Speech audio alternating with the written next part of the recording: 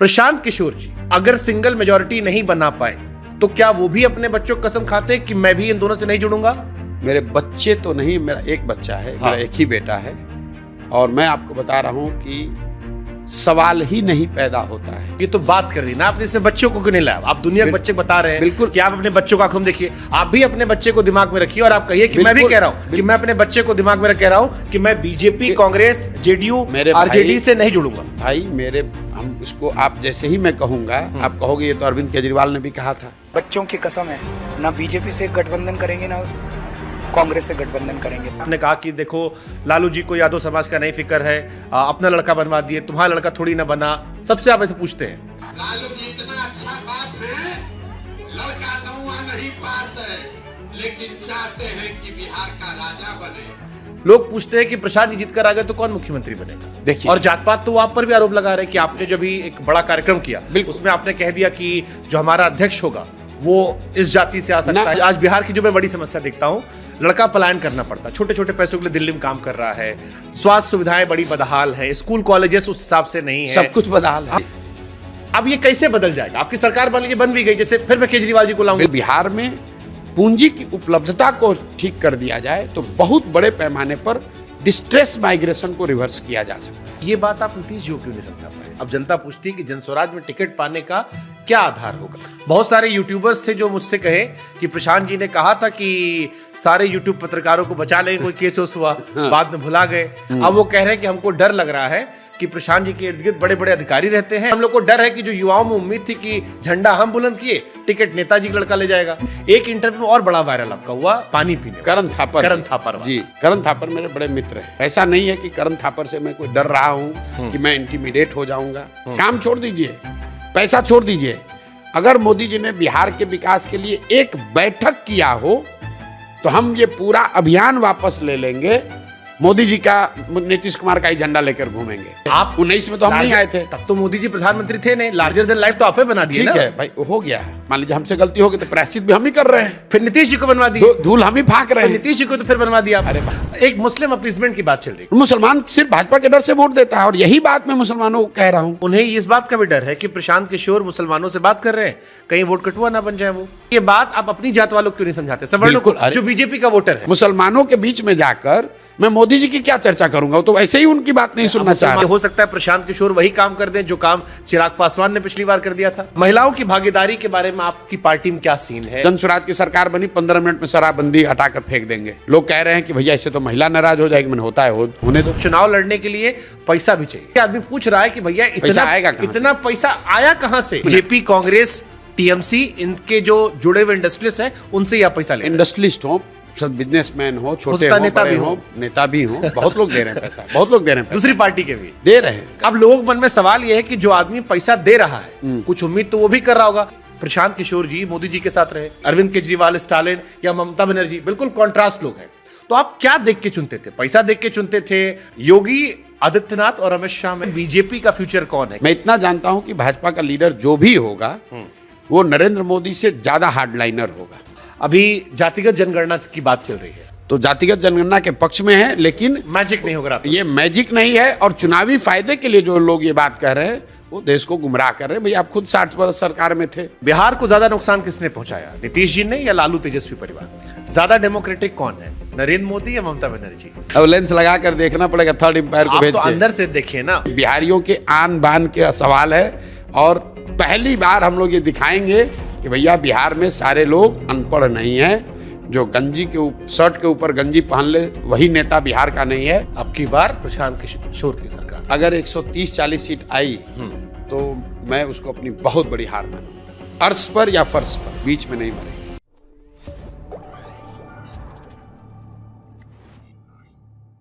बिहार में एक नारा चला था कि बिहार में बहार है क्योंकि नीतीश कुमार है। हमें लगा कि जब वक्त बदला तो थोड़ा सा नारा बदल देते हैं। बिहार में बदलाव का शोर है, नाम उसके पीछे प्रशांत किशोर है। धन्यवाद। छपवा भी सकते हैं चाहे तो आप। कॉपीराइट लगा दोगे आप। कैसे सर आप? बहुत बढ़िया चल रहा है, मजा आ रहा है। Buried in the bushes but yes alive and kicking. लोग कह रहे हैं कि कई पागल होते हैं जिनको सुकून नहीं चाहिए होता है। अच्छा खासा आपने मोदी जी को जिताया, अमरिंदर सिंह को जिताया, जगन मोहन रेड्डी, केजरीवाल, स्टालिन, ममता बनर्जी, लोग कहे फिर भी मन नहीं भरा। नहीं, देखो, कोई किसी को जिता तो नहीं सकता है। We are highly overrated guys. When we I used to work in that domain, तब मैं ये कहता था कि भाई हम लोग बहुत ओवर रेटेड है। मीडिया को कोई चाहिए टेंजिबल, जिसको आप क्रेडिट दे सकें, जिसको आप गाली दे सकें। हम लोग at best on the margin you can contribute some things to bring efficiency and make the system a bit more effective. लोग जीतते तो नेता ही हैं, जिताता उसका कार्यकर्ता है, वोट जनता देती है। हम लोग जैसे उसमें थोड़ा बहुत योगदान करते हैं। लेकिन 10 साल वो काम मैंने किया, करीब 8-10 स्टेट्स में जीतने के बाद ऐसा लगा कि अब इसमें कुछ नया करने को नहीं है। और मैं अपना जीवन 10 साल के बकेट्स में जीता हूँ। पहले 10 साल संयुक्त राष्ट्र संघ में थे। जब अच्छी खासी वहाँ पर जगह बन गई तो उसको छोड़कर आ गए, और जो काम करने की किया उसको लोग चुनावी प्रबंधन, रणनीतिकार वगैरह कहते हैं, but that domain never existed in India. जब मैं छोड़कर आया तो मेरे पिताजी इतने नाराज हुए, कई महीनों तक बात नहीं किया। मेरे माँ को उस समय कहते थे तुम्हारा लड़का पागल हो गया, अच्छी खासा यूएन का नौकरी छोड़ के पता नहीं क्या कर रहा है। लेकिन धीरे धीरे ऊपर वाले की कृपा से थोड़ी जगह बन गई और काम भी किया, तो सफलता भी मिली। फिर जब लगा कि सफलता मिल गई तो फिर वहाँ से छोड़कर नई यात्रा शुरू करनी पड़ी। 2015 में फिर नीतीश जी के साथ लगे, फिर पंजाब गए, फिर आंध्र प्रदेश गए, कई राज्यों में गए। जब लोगों को लगा कि अब बंगाल जीत गया, अब तो एकदम शिखर पे पहुँच गए, तो मुझे लगा कि अब ये समय है सही छोड़ने का। आपको डोमेन तब छोड़ना चाहिए जब आप उसके टॉप पर हैं। नहीं तो इसी में एक सवाल आता है सर, क्योंकि आज अधिकतर सवाल हमने जनता से लिए। आपकी पार्टी में भी जन है और हमने सारा सवाल भी जनता से लिया है। पार्टी तो मेरी नहीं है, लेकिन बनने अभियान वाली जो है। हाँ, शुरुआत हो रही है उसकी, अब तो कई मीटिंग्स हो रही है। अब जनता ये कहती है कि प्रशांत जी का एक जगह मन नहीं लगता। यूनाइटेड नेशन से लेकर राहुल गांधी के लिए स्वास्थ्य में काम करना, कभी राबड़ी जी के लिए करना, फिर मोदी जी के लिए कैंपेन करना, लेकिन वो छटक अलग अलग जाते रहे। मोदी जी के पास गए, वहां से अमरिंदर चले गए, जगन मोहन रेड्डी चले गए, केजरीवाल चले गए, स्टालिन चले गए, ममता वाला पीक था, फिर भी मन नहीं माना, संतुष्ट नहीं होते। तो अब जब किंग मेकर से किंग की तरफ ख्वाहिश बनी है। नहीं, किंग की ख्वाहिश नहीं बनी है, लेकिन जहाँ तक मेरे अपने कैरेक्टर का सवाल है, यू कुड से कि मतलब स्टेबिलिटी स्केयर्स मी। जो मेरी टाइप ऑफ पर्सनैलिटी है ना, जब मेरी लाइफ स्टेबल होने लगती है तो मुझे बड़ा घबराहट सी होती है। तो मुझे लगता है यार ये तो अब जीत गए, अब तो कुछ यहाँ पे चैलेंजिंग है नहीं, तो अब कुछ नया चैलेंजिंग चीज़ ढूंढे। तो चुनाव में नेताओं को, दलों को मदद करके जो सफलता मिली, तो मुझे लगा भाई अब तो सारे जितने नाम आपने गिनाए करीब करीब हर तरह से हर इलाके में काम करके देख लिया, अब क्या करें जो इससे ज़्यादा चैलेंजिंग है। तो साल भर सोचा समझा, चर्चा करी, दिमाग लगाया। 2 चीज़ दिमाग में आई। एक तो अगर कांग्रेस को फिर से खड़ा कर दिया जाए, पुरानी कांग्रेस को, तो एक बहुत बड़ा राजनीतिक चैलेंज मुझे लगता था, अभी भी लगता है। जहां पर आपने कोशिश भी की। नहीं, और इसलिए नहीं, मैं आपको बता रहा हूँ कोशिश क्यों की। क्योंकि 2 मई 2021 को जब बंगाल और तमिलनाडु का रिजल्ट आया, मैंने घोषणा की अब ये काम नहीं करेंगे। तो उसके बाद 1 साल तक मैंने अपने लिए निकाला कि भाई मुझे जीवन में नया क्या करना है। तो एक मेरे दिमाग में था कि कांग्रेस को, अगर पुरानी कांग्रेस को जिंदा कर दिया जाए, इसीलिए उस पूरे प्रेजेंटेशन का, उस पूरे डिस्कशन का नाम ही था री incarnation of Congress. It was not strengthening Congress, making Congress win and all those, री इनकारनेशन ऑफ कांग्रेस। आत्मा बची रहे, शरीर बिल्कुल नया होना चाहिए। वो जब बात कई वजहों से नहीं बनी, कुछ उनकी वजह से, कुछ मेरी वजह से, तो फिर मुझे दूसरा जो विकल्प लगा कि अपने राज्य बिहार चलते हैं और काम वही करें जो मुझे आता है। लेकिन इस बार दल और नेताओं को न सलाह दें, इस बार चल के जनता को सीधे ही सलाह देते हैं। लोगों को लग रहा है कि हम कुछ यहाँ बहुत अलग कर रहे हैं। हम बिल्कुल अलग नहीं कर रहे हैं। जो लोग ये कह रहे हैं भाई तो इनको तो पहले चुनाव का ये रणनीतिकार थे, दलों को, नेताओं को सलाह देते थे तब जीतते थे, इस बार कैसे जीतेंगे, उनको ये समझ में नहीं आ रहा है कि हम काम तो वही कर रहे हैं। पहले मैं दलों को कैसे संगठन बनाना है, संगठन को कैसे मजबूत करना है, ये बताते थे। ये बताते थे कि आपका नारा क्या हो, आपका कार्यक्रम क्या हो, आप कैंडिडेट का सिलेक्शन कैसे करें, आप चुनाव का प्रबंधन प्रचार कैसे करें। मैं वही काम बिहार की जनता के लिए कर रहा हूँ। नेता और दल को छोड़कर मैं गांव-गांव जाकर लोगों को बता रहा हूँ कि भाई तुम कह रहे हो कि 30-35 साल से देश के सबसे गरीब और पिछड़े राज्य हो, और सामान्य जनता का आकलन ये है कि कहते हैं हमारे पास विकल्प नहीं है, तो आप विकल्प बनाओ। तो कहता है सर हम बनाएंगे कैसे, हमारी तो राजनीतिक समझ नहीं है, हमारे पास तो संसाधन नहीं है, व्यवस्था नहीं है, चुनाव कैसे लड़ेंगे, ये तो बड़े बड़े दल है, नेता है। तो मैं उनको मूलभूत क्या कह रहा हूं कि तुम साथ में आओ, तुम दल बनाओ, मैं तुम्हारी मदद करता हूं, साधन की चिंता मत करो, चुनाव की चिंता मत करो, पैसे की चिंता मत करो, ये सारा जो व्यवस्था है ये प्रशांत किशोर पर छोड़ दो, और तुम अपने और अपने बच्चों के लिए नया विकल्प बनाओ, ताकि बिहार की का जो ये गरीबी है, बिहार की का जो पिछड़ापन है, उसको दूर किया जा सके। अब देखिए यही अब ये जो देखिए, मैं 2 बरस से ये गांव गांव घूमकर यही काम कर रहा हूं। लोगों ने कहा पहले अरे इनके घूमने से क्या होता है, लेकिन धीरे धीरे मैं 10 लोगों के साथ भी पैदल चला हूं, ऐसे जगहों पर भी गया हूं जहां पर कोई नहीं पहुंचा है 10-10, 20-20 साल से। सब कुछ दांव पर लगाया है। लोगों ने कहा रे बिजनेसमैन आदमी है, भाग जाएंगे, न टिकेंगे। आज स्थिति यह है कि बिहार में इसी जातियों में बटे हुए बिहार में, पिछड़े गरीब अनपढ़ बिहार में 1 करोड़ लोग, इसको मार्क कीजिए, 1 करोड़ लोग साथ में आकर एक दल बना रहे हैं जो 2 अक्टूबर को बनने जा रहा है। और वो दल प्रशांत किशोर नहीं बना रहे हैं।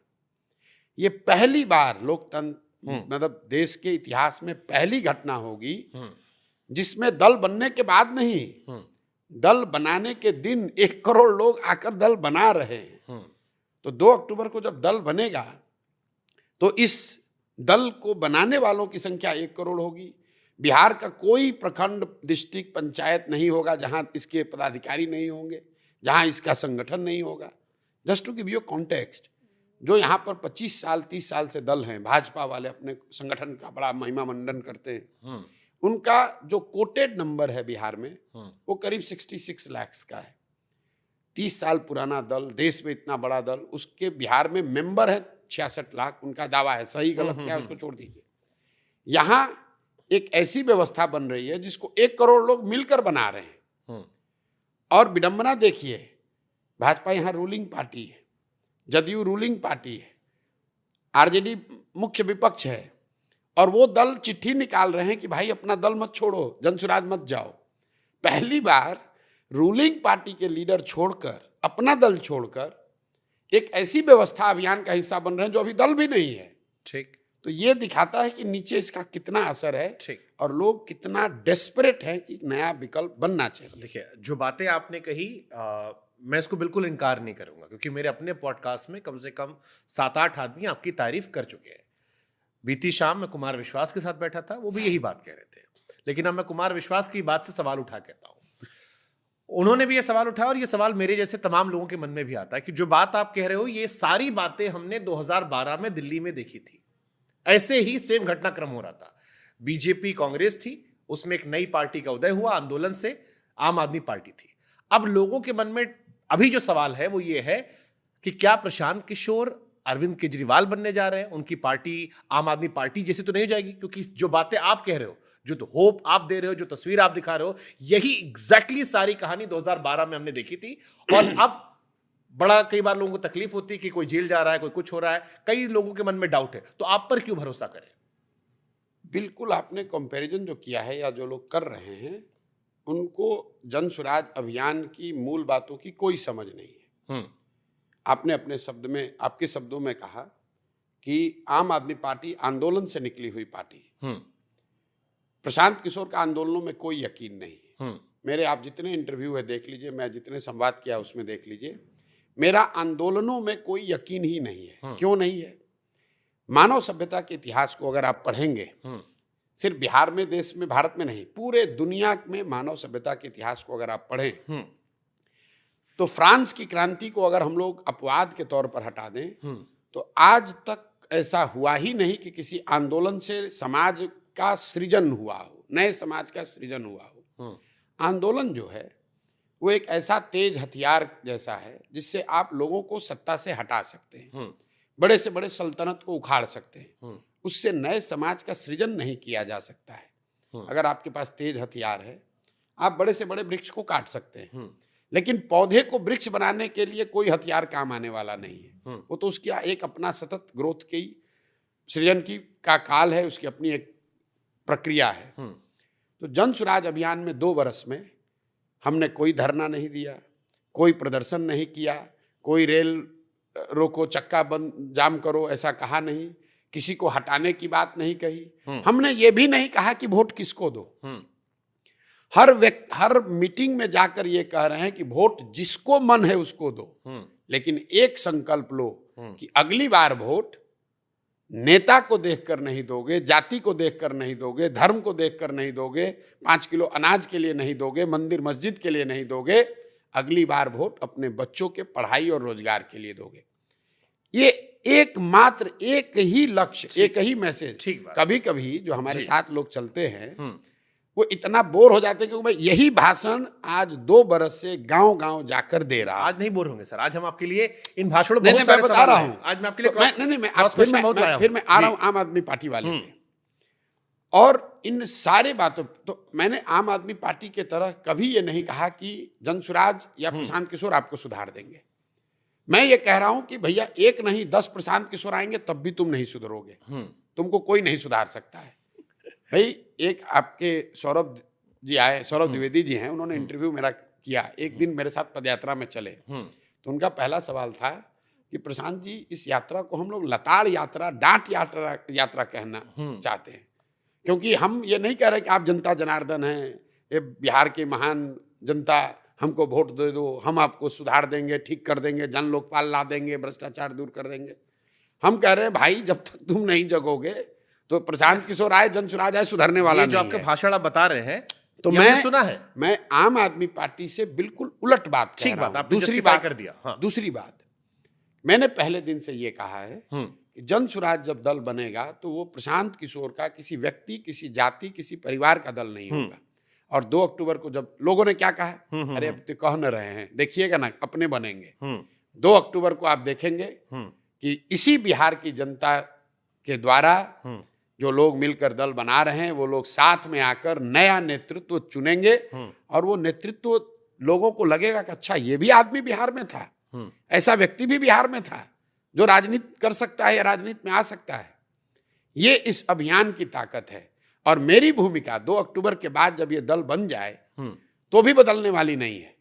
मैं 2 अक्टूबर के बाद भी गांव गांव में पैदल जो पहले चल रहा था वैसे ही चलूंगा।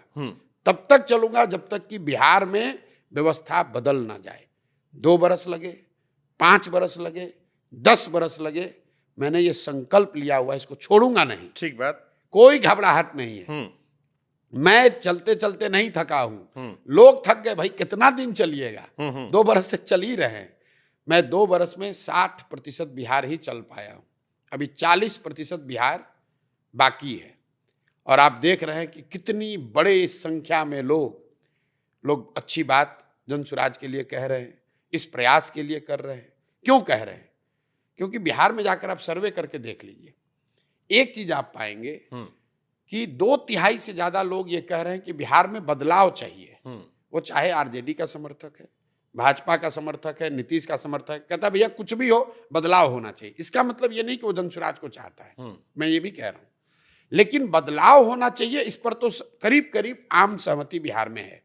अब जनसुराज या जो भी उस बदलाव का वाहक बनना चाहता है या उसका अगुवा बनना चाहता है, ये हम पर, उन पर जिम्मेवारी है कि हम अपने आचार से, विचार से, व्यवहार से जनता को ये बताएं कि जब तुम बदलाव के लिए किसी को चुन रहे हो तो हम या हमारा फॉर्मेशन या हमारा दल सबसे बेहतर विकल्प है।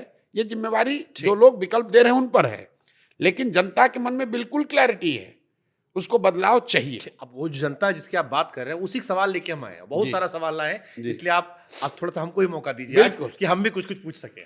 अब एक सवाल जनता ये पूछती है कि आपने शुरू से बात, बिल्कुल सही बात है, आपने कहा कि देखो लालू जी को यादव समाज का नहीं फिक्र है, अपना लड़का बनवा दिए, तुम्हारा लड़का थोड़ी ना बना। सबसे आप ऐसे पूछते हैं, लोग पूछते हैं कि प्रशांत जी जीत कर आ गए तो कौन मुख्यमंत्री बनेगा। देखिए, और जात पात तो आप पर भी आरोप लगा रहे हैं कि आपने जब भी एक बड़ा कार्यक्रम किया उसमें आपने कह दिया कि जो हमारा अध्यक्ष होगा वो इस जाति से आ सकता है या बैकवर्ड समाज से आएगा।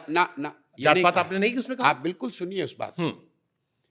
जनसुराज में हम लोग ये कह रहे हैं कि जिस समाज की जितनी संख्या है उसको जनसुराज बनाने वालों में, जन स्वराज के पदाधिकारियों में, इसके नेतृत्व में, इससे टिकट पाने वालों में और इससे मनोनीत पदों पर जाने वाले सभी पांचों फॉर्मेशन में जो समाज के जिस समाज की जितनी संख्या उसको भागीदारी मिलेगी। लेकिन उसमें एक आमूल चूल पर फर्क है जो लोग दूसरे कह रहे हैं। ये बात बताइए। हम लोग ये कह रहे हैं, जन स्वराज में हमारा ये मानना है कि हर समाज में काबिल व्यक्ति है और हर काबिल आदमी किसी न किसी जाति या समाज का है। तो अगर मान लीजिए कि जन स्वराज में 20 लोग नेतृत्व के लिए चुने जाएंगे तो 20 में किस समाज के कितने लोग होंगे? जो पहला 20 चुना जाएगा वो सिर्फ काबिलियत के आधार पर चुना जाएगा। लेकिन मान लीजिए कि हम अनुसूचित जाति समाज के लोगों को भागीदारी मिलनी है तो अनुसूचित जाति समाज के 100 लोग आज काबिल लोग हैं तो कितने लोग 20 में आएंगे? इसके लिए कहा गया कि अगर 18% अनुसूचित जाति समाज है बिहार में तो 20 में 18 मतलब 4 लोग जरूर उन काबिल दलित समाज के लोगों में से होंगे जो उस समाज का रिप्रेजेंटेशन करेंगे। इसमें फर्क है। वो जो दलित समाज को रिप्रेजेंट करेगा नेतृत्व में वो इसलिए नहीं करेगा कि वो दलित है, वो इसलिए करेगा कि वो सबसे काबिल व्यक्ति है जो दलित भी है। इसमें फर्क है। जो दूसरे लोग कहते हैं कि जिसकी जितनी जाति है उसको उतना शेयर दे देंगे, वो हम नहीं कह रहे हैं। हम लोग कह रहे हैं कि जब इतने काबिल लोग आ गए तो उन काबिल लोगों को जब आप मौका देंगे तो चुनाव तो 243 लोग ही लड़ेंगे। तो आप और मान लीजिए यहाँ अति पिछड़ा समाज है, वो अकेले अति पिछड़ा समाज 5.5 करोड़ का है तो कितना उसको मिलना चाहिए? की बात ठीक है। मेरे मन में सवाल ये आ रहा है कि मेरा नाम शुभांकर मिश्रा है जी, या कोई अरुण पांडे हो या कोई सिंह हो या कोई भी व्यक्ति हो, मैं या कोई रमजान खान हो या कोई भी XYZ व्यक्ति हो। आपने कहा कि अति पिछड़ा समाज से, जो मैंने आपको स्टेटमेंट एक वायरल हो रहा था कि उससे हमारा अध्यक्ष चुना जाएगा, या आप लोग बताइए। दो तीन आपने ऑप्शन दिए थे। मैं समझा दूंगा जी। ये हमने ये नहीं कहा कि अति पिछड़ा से होगा कि दलित से होगा। अब पहले उसके पीछे सोच को समझिए। हम लोगों ने कहा कि समाज में 5 वर्ग में आप लोगों को देख सकते हैं। एक जो सामान्य वर्ग है, दूसरा ओबीसी समाज है, तीसरा ईबीसी समाज है, चौथा अनुसूचित जाति समाज है और 5वां मुस्लिम समाज। करीब करीब ये 5 बकेट हैं जो कि सामाजिक, राजनीतिक, शैक्षणिक स्तर पर अलग अलग बकेट में रखे जा सकते हैं। ठीक बात।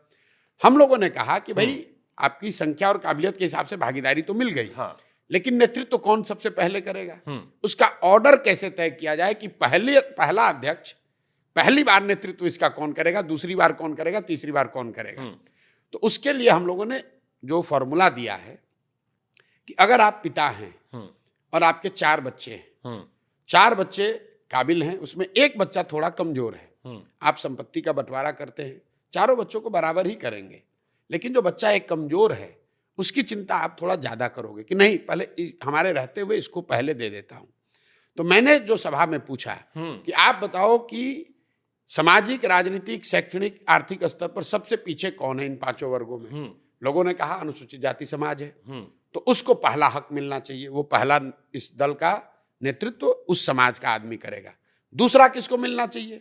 लोगों ने कहा अति पिछड़ा समाज उसके बाद आता है, तो उसको मिल गया।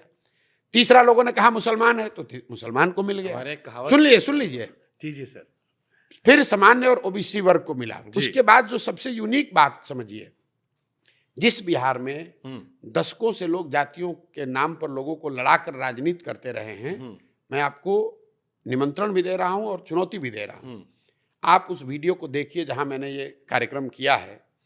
और मैंने फिर ये जब फॉर्मूला दिया उसके बाद मैंने सवर्णों को और ओबीसी समाज के लोगों को कहा कि बोलो ये आपको स्वीकार है कि नहीं, और आप 100% लोग खड़े होकर कहे कि बिल्कुल ये फॉर्मूला हम लोग को स्वीकार है। 30 बरस से लोग क्या कह रहे हैं? तुम आगे हो, तुम सवर्ण हो, तुम ओबीसी हो, तो जो पीछे है उसको कहता है तुम इसका लूट लो, इसका। सुनिए जी। जो दलित की सो कॉल्ड राजनीति करता है, जो अति पिछड़ों की राजनीति करता, कहता है तुम्हारा हक ये मार लिया है, तुम इसके खिलाफ आंदोलन करो, इससे छीनो। हम लोग क्या कह रहे हैं?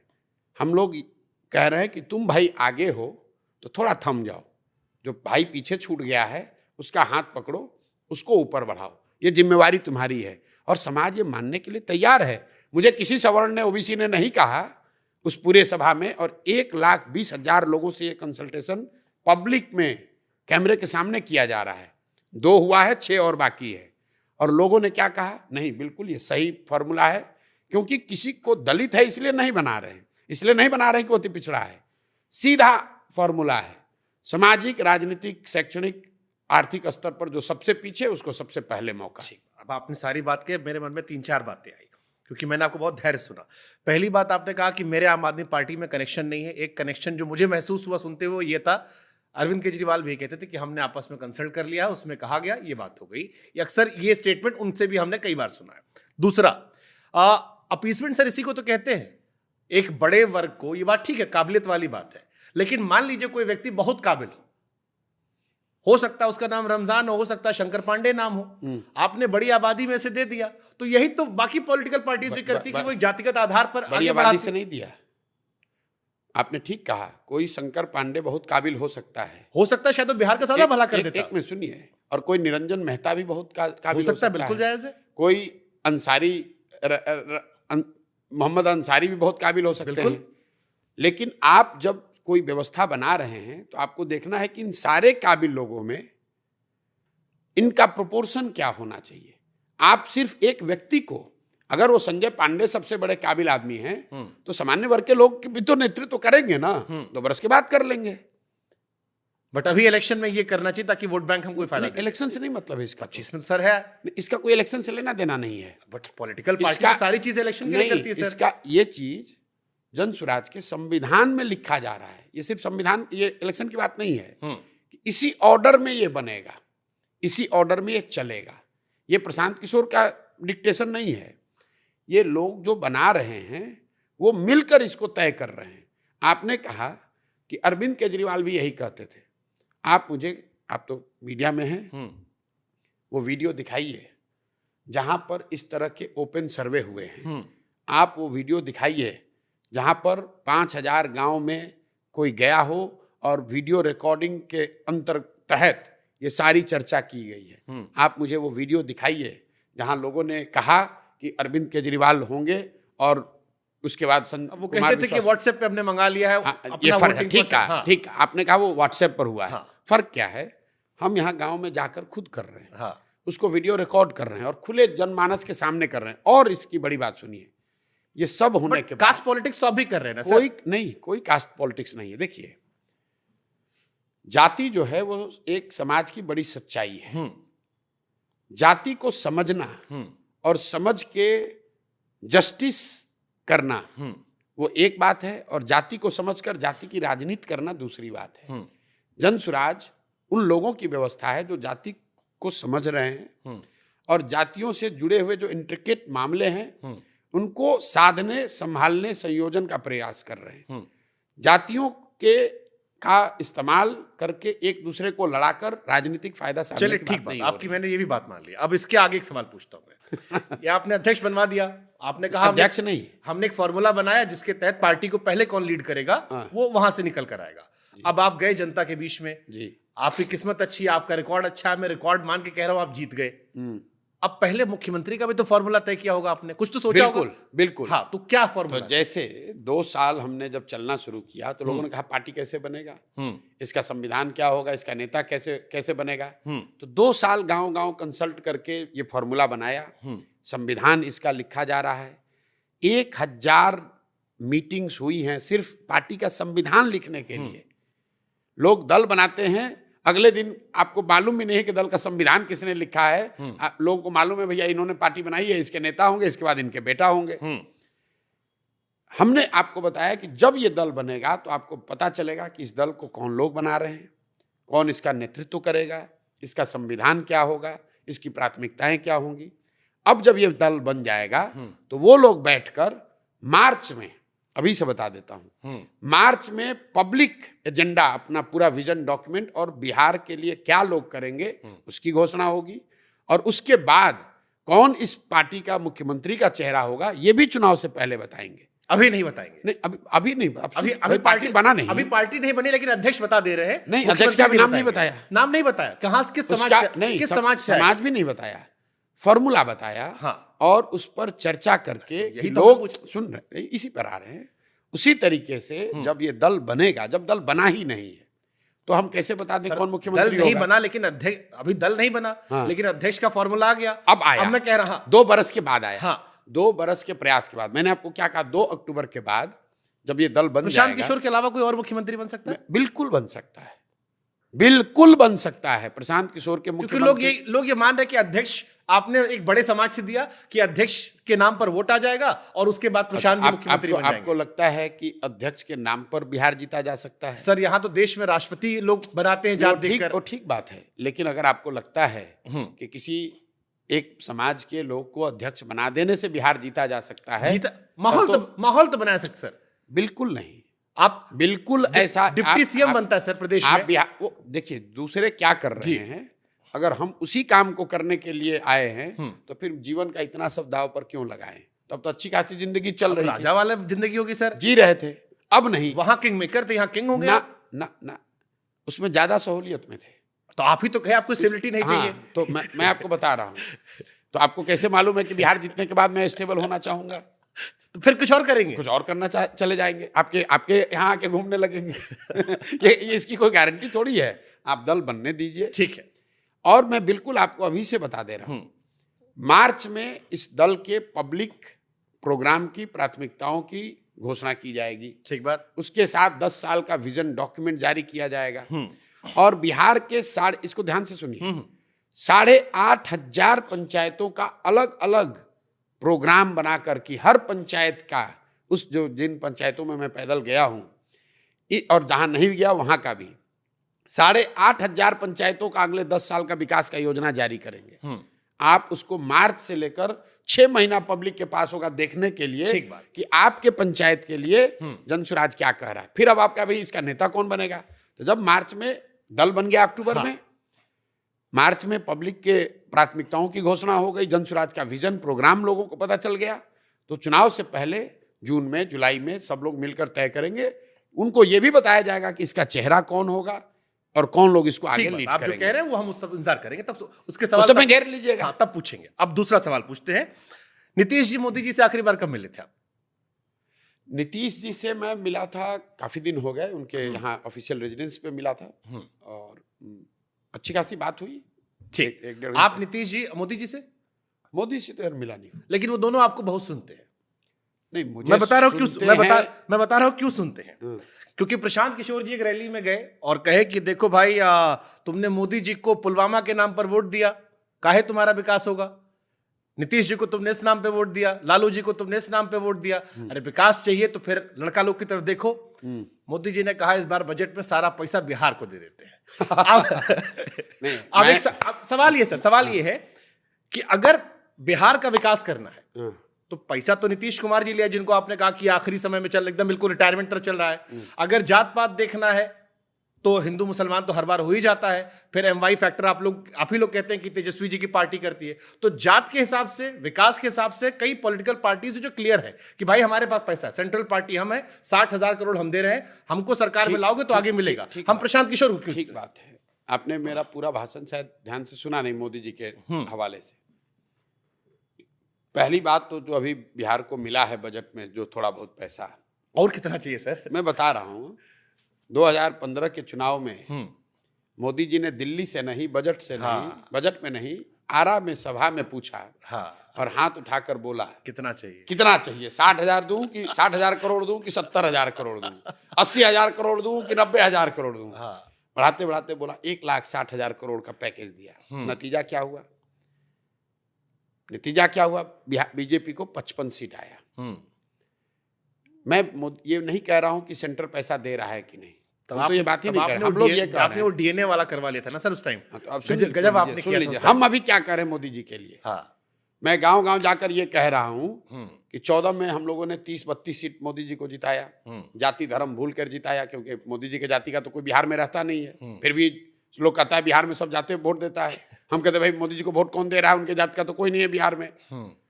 14-15 में हम लोगों ने मोदी जी को यहाँ से 30-32 सीट दिया। 2019 में 39 सीट जिता दिया। इस बार भी 30 जिताए हैं। और मैं लोगों को कहता हूं कि भाई जितने यहाँ पर मोदी के भक्त हैं, भाजपा के वोटर हैं, आप लोग एक मदद मोदी जी का कीजिए, हमको ये दिखा दीजिए कि एक कोई बैठक मोदी जी ने पिछले 10-12 साल में की हो जो बिहार के विकास के लिए बैठक हो। काम छोड़ दीजिए, पैसा छोड़ दीजिए, अगर मोदी जी ने बिहार के विकास के लिए एक बैठक किया हो तो हम ये पूरा अभियान वापस ले लेंगे। मोदी जी का, नीतीश कुमार का ही झंडा लेकर घूमेंगे। लेकिन सच्चाई ये है कि 10-12 साल में मोदी जी ने बिहार के विकास के लिए कोई एक बैठक एक दिन अपना नहीं निकाला। तो मैं लोगों को ये बताता हूं कि भाई जिस आदमी को तुमने 30, 32, 35 सीट जिताया है, उस आदमी ने आपके विकास के लिए एक दिन नहीं निकाला, आपके बच्चों के लिए एक दिन नहीं निकाला, फिर काहे उसको वोट देते हो? और लोग ताली बजाते हैं, लोग कहते हैं ना भैया बात तो आप ठीक कह रहे हैं। आप जितवाए थे इसलिए देते हैं। नहीं, हम तो 14 में मान लीजिए मदद किए थे, आप 19 में तो हम नहीं आए थे। तब तो मोदी जी प्रधानमंत्री थे नहीं, लार्जर देन लाइफ तो आपे बना दिए ठीक ना। है भाई, हो गया, मान लीजिए हमसे गलती हो गई तो प्रायश्चित भी हम ही कर रहे हैं। फिर नीतीश जी को बनवा दिए, धूल हम ही फाँक रहे तो हैं। नीतीश जी को तो फिर बनवा दिया। अरे भाई गलती किए तो प्रायश्चित भी हम ही कर रहे हैं, आप तो नहीं कर रहे हैं।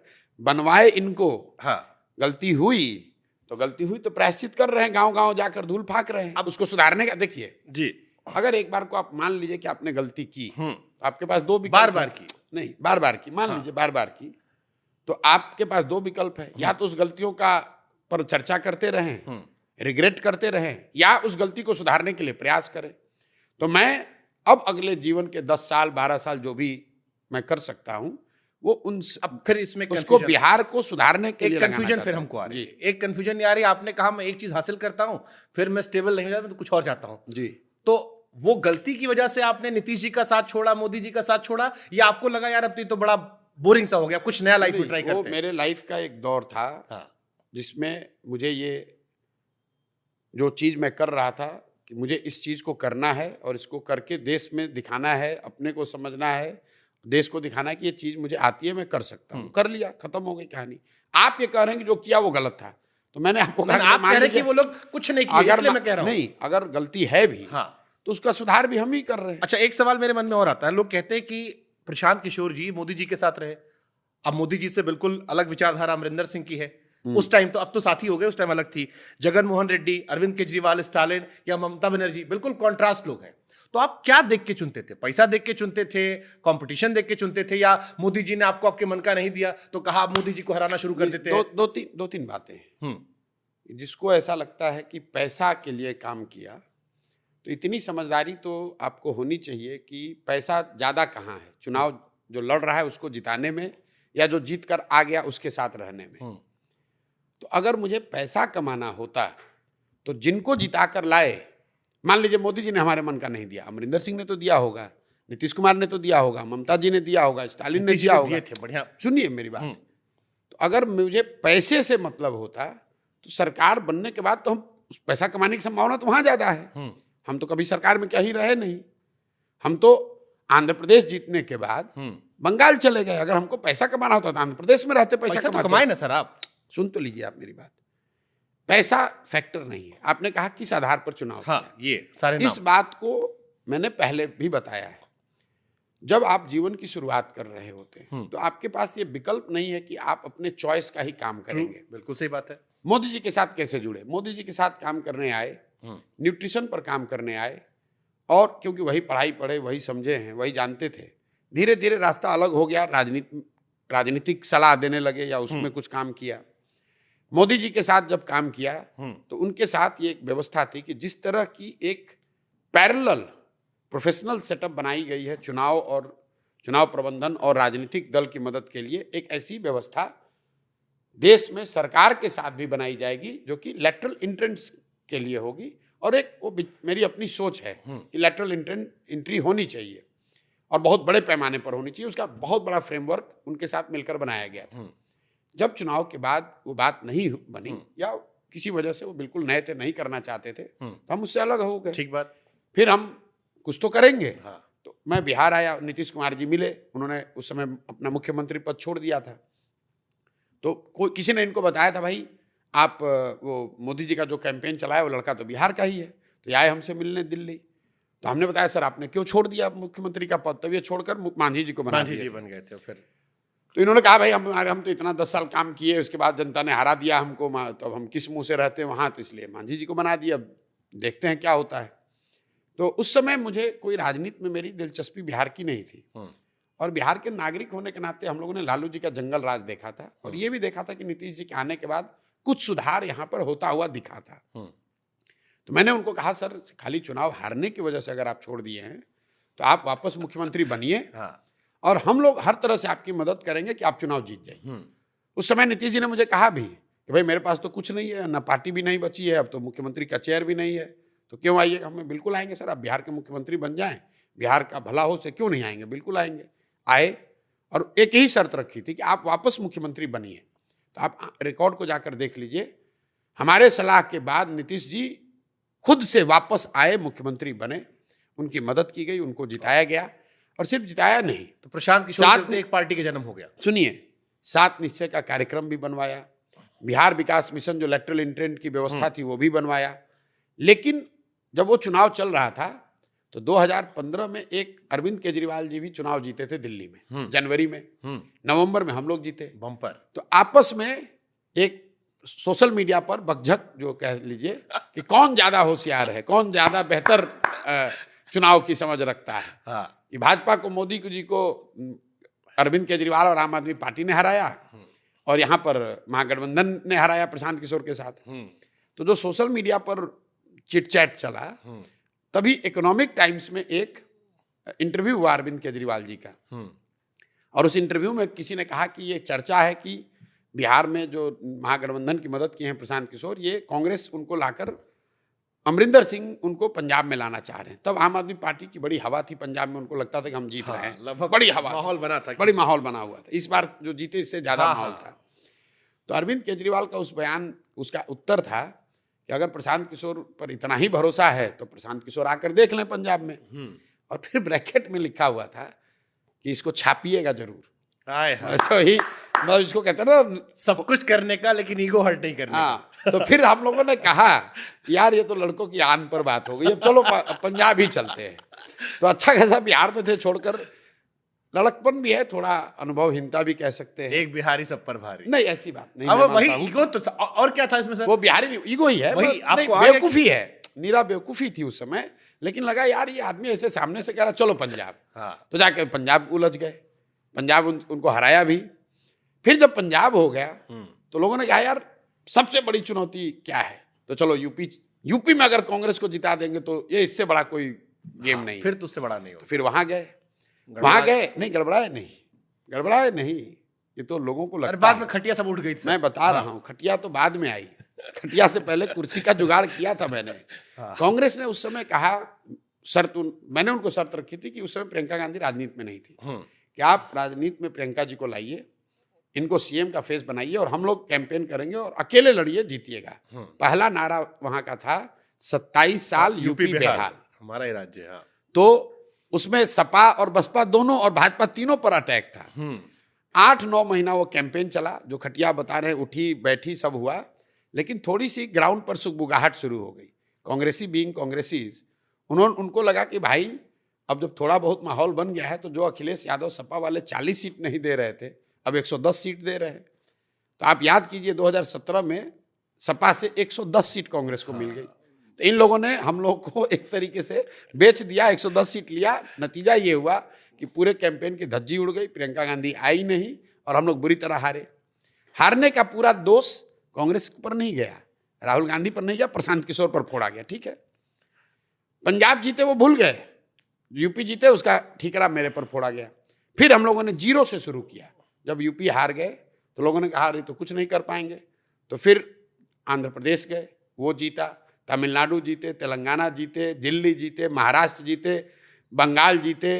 बंगाल वाला जबरदस्त था, आपने कहा था जब सब 100 जीते सीट नहीं क्रॉस होगी। तब अब लोग क्या कह रहे हैं कि नहीं कुछ भी हो, लड़के को चुनाव की समझ तो है। ये 10 बरस का संघर्ष है मेरे भाई, एक दिन में लोगों ने नहीं माना है। और जो मैं बिहार में कर रहा हूं इसको भी एक दिन में लोग नहीं मानेंगे, लेकिन आप लिख कर रखिए शुभांकर भाई, लोग मानेंगे कि इस लड़के ने बिहार में वो करके दिखाया, बिहार के लोगों ने वो करके दिखाया जो देश में कभी किसी ने सोचा नहीं होगा, कि बिहार के जातियों में बटे हुए इसी समाज ने, अनपढ़ समाज ने बिहार की सबसे बेहतर लोकतांत्रिक दल का निर्माण किया और उसको जिता कर लाया। अब 1 साल इंतजार कीजिए, नवंबर में मैं आपको रहूंगा, ये दिखेगा। इलेक्शन, पूरा इलेक्शन यही अरे घूमूंगा। आप नवंबर, अरे भाई अब कितना भी कवर कीजिएगा, परिणाम के दिन तक तो रुकना पड़ेगा। हाँ हाँ रुकेंगे। और आप देखिएगा कि ये होता है कि नहीं। ये बिहारियों के आन बान का सवाल है और पहली बार हम लोग ये दिखाएंगे कि भैया बिहार में सारे लोग अनपढ़ नहीं हैं। जो गंजी के शर्ट के ऊपर गंजी पहन ले वही नेता बिहार का नहीं है। बिहार में बहुत सारे विचारवान, पढ़े लिखे, समझदार लोग भी हैं जो कई दूसरे राज्यों के लोगों से ठीक बेहतर समझ रखते हैं। अब एक कठिन सवाल आपने का सवाल कठिन और आपने आसान बताया कुछ कि नहीं। बंगाल ये सब जीते सब रहा। प्रशांत किशोर कुछ महीने पहले फिर बड़े चर्चा में थे और फिर टीवी पर हमने इंटरव्यू में देखा जहां उन्होंने कहा कि हाँ यार इस बार गलत तो हो गए हमने थोड़ा ज्यादा सोच लिया।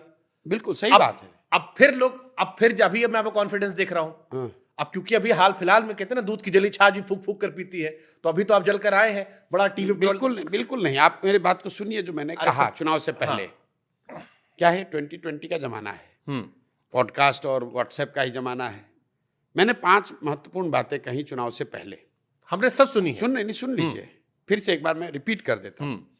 मैंने कहा कि अगली सरकार मोदी जी की बनेगी, एनडीए की बनेगी, मोदी जी प्रधानमंत्री बनेंगे। दूसरी बात हमने कही कि मोदी जी के पर्सनल पॉपुलैरिटी में, उनके सपोर्ट में, उसके इंटेंसिटी में कमी आई है। तीसरी बात मैंने कही कि मोदी जी तीसरे टर्म में दूसरे और पहले टर्म के मुकाबले कमजोर प्रधानमंत्री साबित होंगे। चौथी बात मैंने कही कि चाहे जितने भी सीट लेकर आए, समाज में जो बेरोजगारी है, फार्मर्स की समस्या है और इनइक्वालिटी है, ये बड़ी चुनौती बनकर तीसरे टर्म में उनको फेस करना पड़ेगा। पांचवी बात मैंने कही कि भाजपा की जो भी सरकार बने, जितने भी ताकत से बने, उत्तर प्रदेश की राजनीतिक स्थिति उनके लिए बड़ी चुनौती रहेगी। और छठवीं बात जो मैंने कही कि कमोबेश, जो कि पहली बात बन गई, कि कमोबेश भाजपा को जो 19 में वोट और सीट आया है वही सीट वापस आएगा। भाजपा को वोट शेयर के हिसाब से अगर देखें तो करीब करीब उतना ही वोट शेयर आया है जो उनको 2019 में आया था। 0.7% वोट शेयर कम आया है। लेकिन सीटों का जो आकलन मैंने किया उसमें 50 सीटों से मेरा आकलन गलत हो गया। मैंने कहा 300, उनको आया 240। ये बिल्कुल गलत बात है। तो मैंने, एक मिनट पूरा कर लें दीजिए।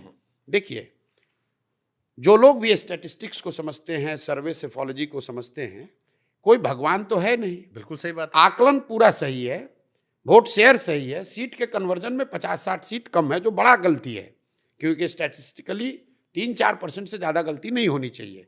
और वो गलती हुई तो कैमरे पर आकर कह दिया कि भाई गलती हुई। लेकिन जिस बंगाल के स्टेटमेंट की आप चर्चा कर रहे हैं, जो लोग आज मुझे बीजेपी का हवा बना रहे हैं का आरोप लगा रहे हैं, ये वही लोग हैं जो बंगाल में जब मैंने कहा कि भाजपा को 100 सीट नहीं आएगा तो उछल उछल के ताली पीट रहे थे।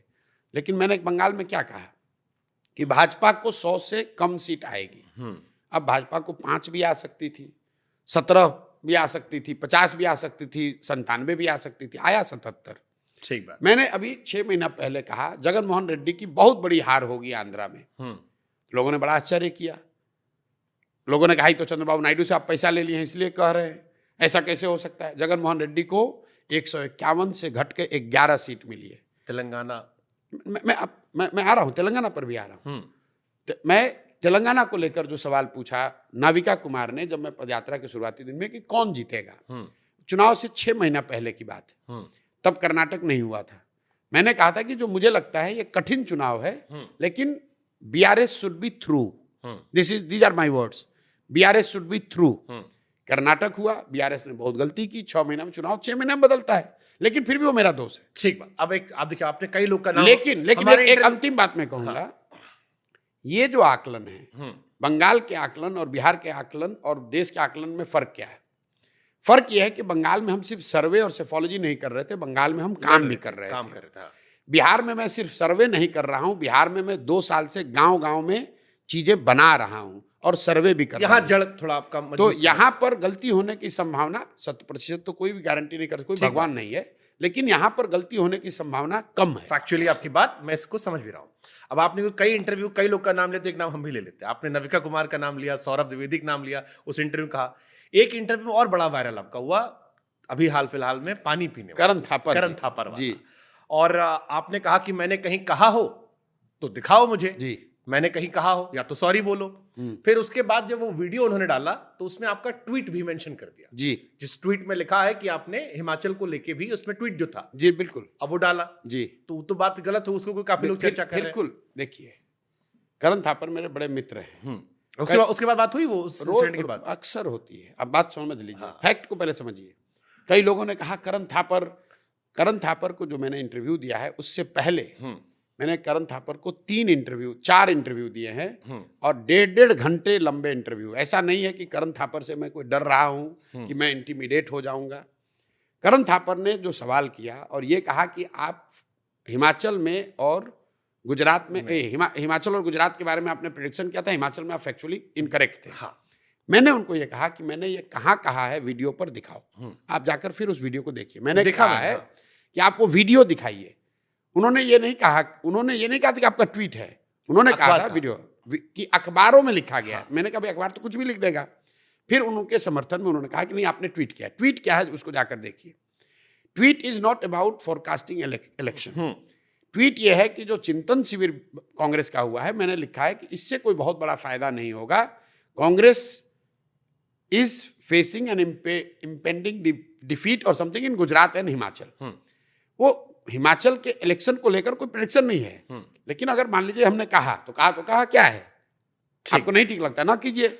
मैंने करण थापर को ये कहा और आपको भी कहूंगा, भाई आप मेरे से आके पूछ रहे हो सर इनको कितना सीट आएगा, इनको कितना सीट, हम आपसे पूछे तो है नहीं कि कहे तो नहीं कि आके हमसे पूछो। अगर आपको हमारी बात पर भरोसा नहीं है, इस आदमी को कोई ज्ञान नहीं, तो काहे बात कर रहे हो भाई। और अगर बात कर रहे हो, मीठा मीठा गप गप तीखा तीखा थूक थूक कैसे, नहीं सुन तो जहां मजा काटना था वहां कहते को प्रशांत किशोर ने कहा सुनो तो 70 सीट नहीं आई बीजेपी की। सुनो मेरी बात। हाँ। अगर जो मैं कहूंगा मैं तो अपनी समझ से ही कहूंगा। हाँ। और मैं बार बार आपको कह रहा हूं कोई भगवान तो है नहीं। सही बात है। लेकिन आप इसलिए मेरे से पूछ रहे हैं क्योंकि आपको मालूम है कि इस आदमी को थोड़ी बहुत समझ तो है। हाँ।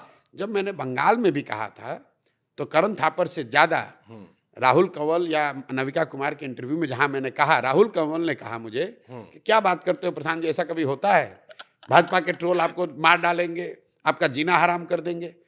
और उस इंटरव्यू के बाद आपके लिए है कि बंगाल का रिजल्ट आया और आपकी ताली बज गई, नहीं, 6 महीना तक लोगों ने मेरा जीना हराम करके रखा था कि तुमने 100 कहा है बेटा, याद रखना। हाँ, अरे हम नहीं आएगा तो तुमको छोड़ना पड़ेगा। हम लोग खुद बैठ के गिनते थे कि आप बंगाल वाला। अरे आप तो फिर भी आप हैं, आप पत्रकार हैं, मेरे घर वाले चुनाव के एक दिन पहले रात में रिजल्ट के पहले फोन करके बोल रहे हैं सब बात तो तुमने ठीक कहा यार, ये 100 वाला बात क्यों कह दिया, मान लो 100 से ज्यादा आ गया तो आपके लिए वो एक लाइन की घटना है कि प्रशांत किशोर ने कहा और बंगाल में वैसा हो गया। मेरे लिए वो 6 महीने नाइटमेयर रहे हैं। आज लोग गाली उतना नहीं दे रहे जितना उस समय गाली दे रहे थे। उस समय भाजपा ही गाली दे रहे थे, सबको लग रहा सरकार से पलट जाएगी। अरे भैया उस समय भाजपा ही गाली दे रहे थे। आज कांग्रेस ही दे रहे हैं।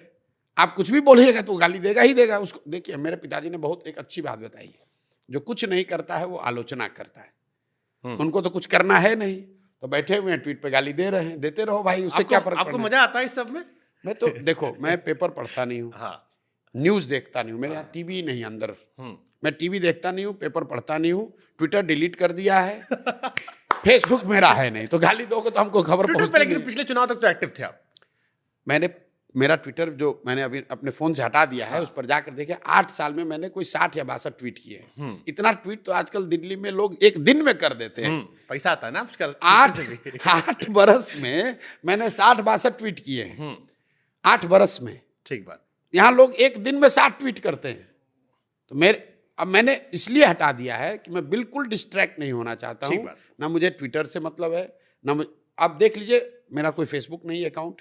हमने सुना आप कहीं आप पोस्ट नहीं करते कहीं? जीवन में नहीं किया, हमको पोस्ट करने आता ही नहीं है। लोग समझता है मैं सोशल मीडिया विजार्ड हूँ। मैं आपको कैमरे पर कह रहा हूँ, अगर आप मुझे चैलेंज भी दे दे यहाँ कि तुमको फेसबुक पर एक पोस्ट करना है, मैं नहीं कर सकता हूँ, मैंने किया ही नहीं आज तक। ठीक बात। अब मैं सोशल मीडिया हटाता हूँ, वापस जन स्वराज पे आता हूँ। काशीराम जी ने एक स्टेटमेंट दिया था, पहला चुनाव हारने के लिए, दूसरा हरवाने के लिए और तीसरा जीतने के लिए।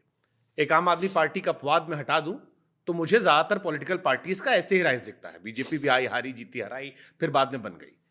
आप कह रहे हो कि लहर है, माहौल है, जो महसूस भी होता है, लेकिन आमतौर पर भीड़ आना और उसका वोट में तब्दील हो जाना कई बार बड़ा विरोधाभास भी होता है। हमने यूपी में कई बार देखा है।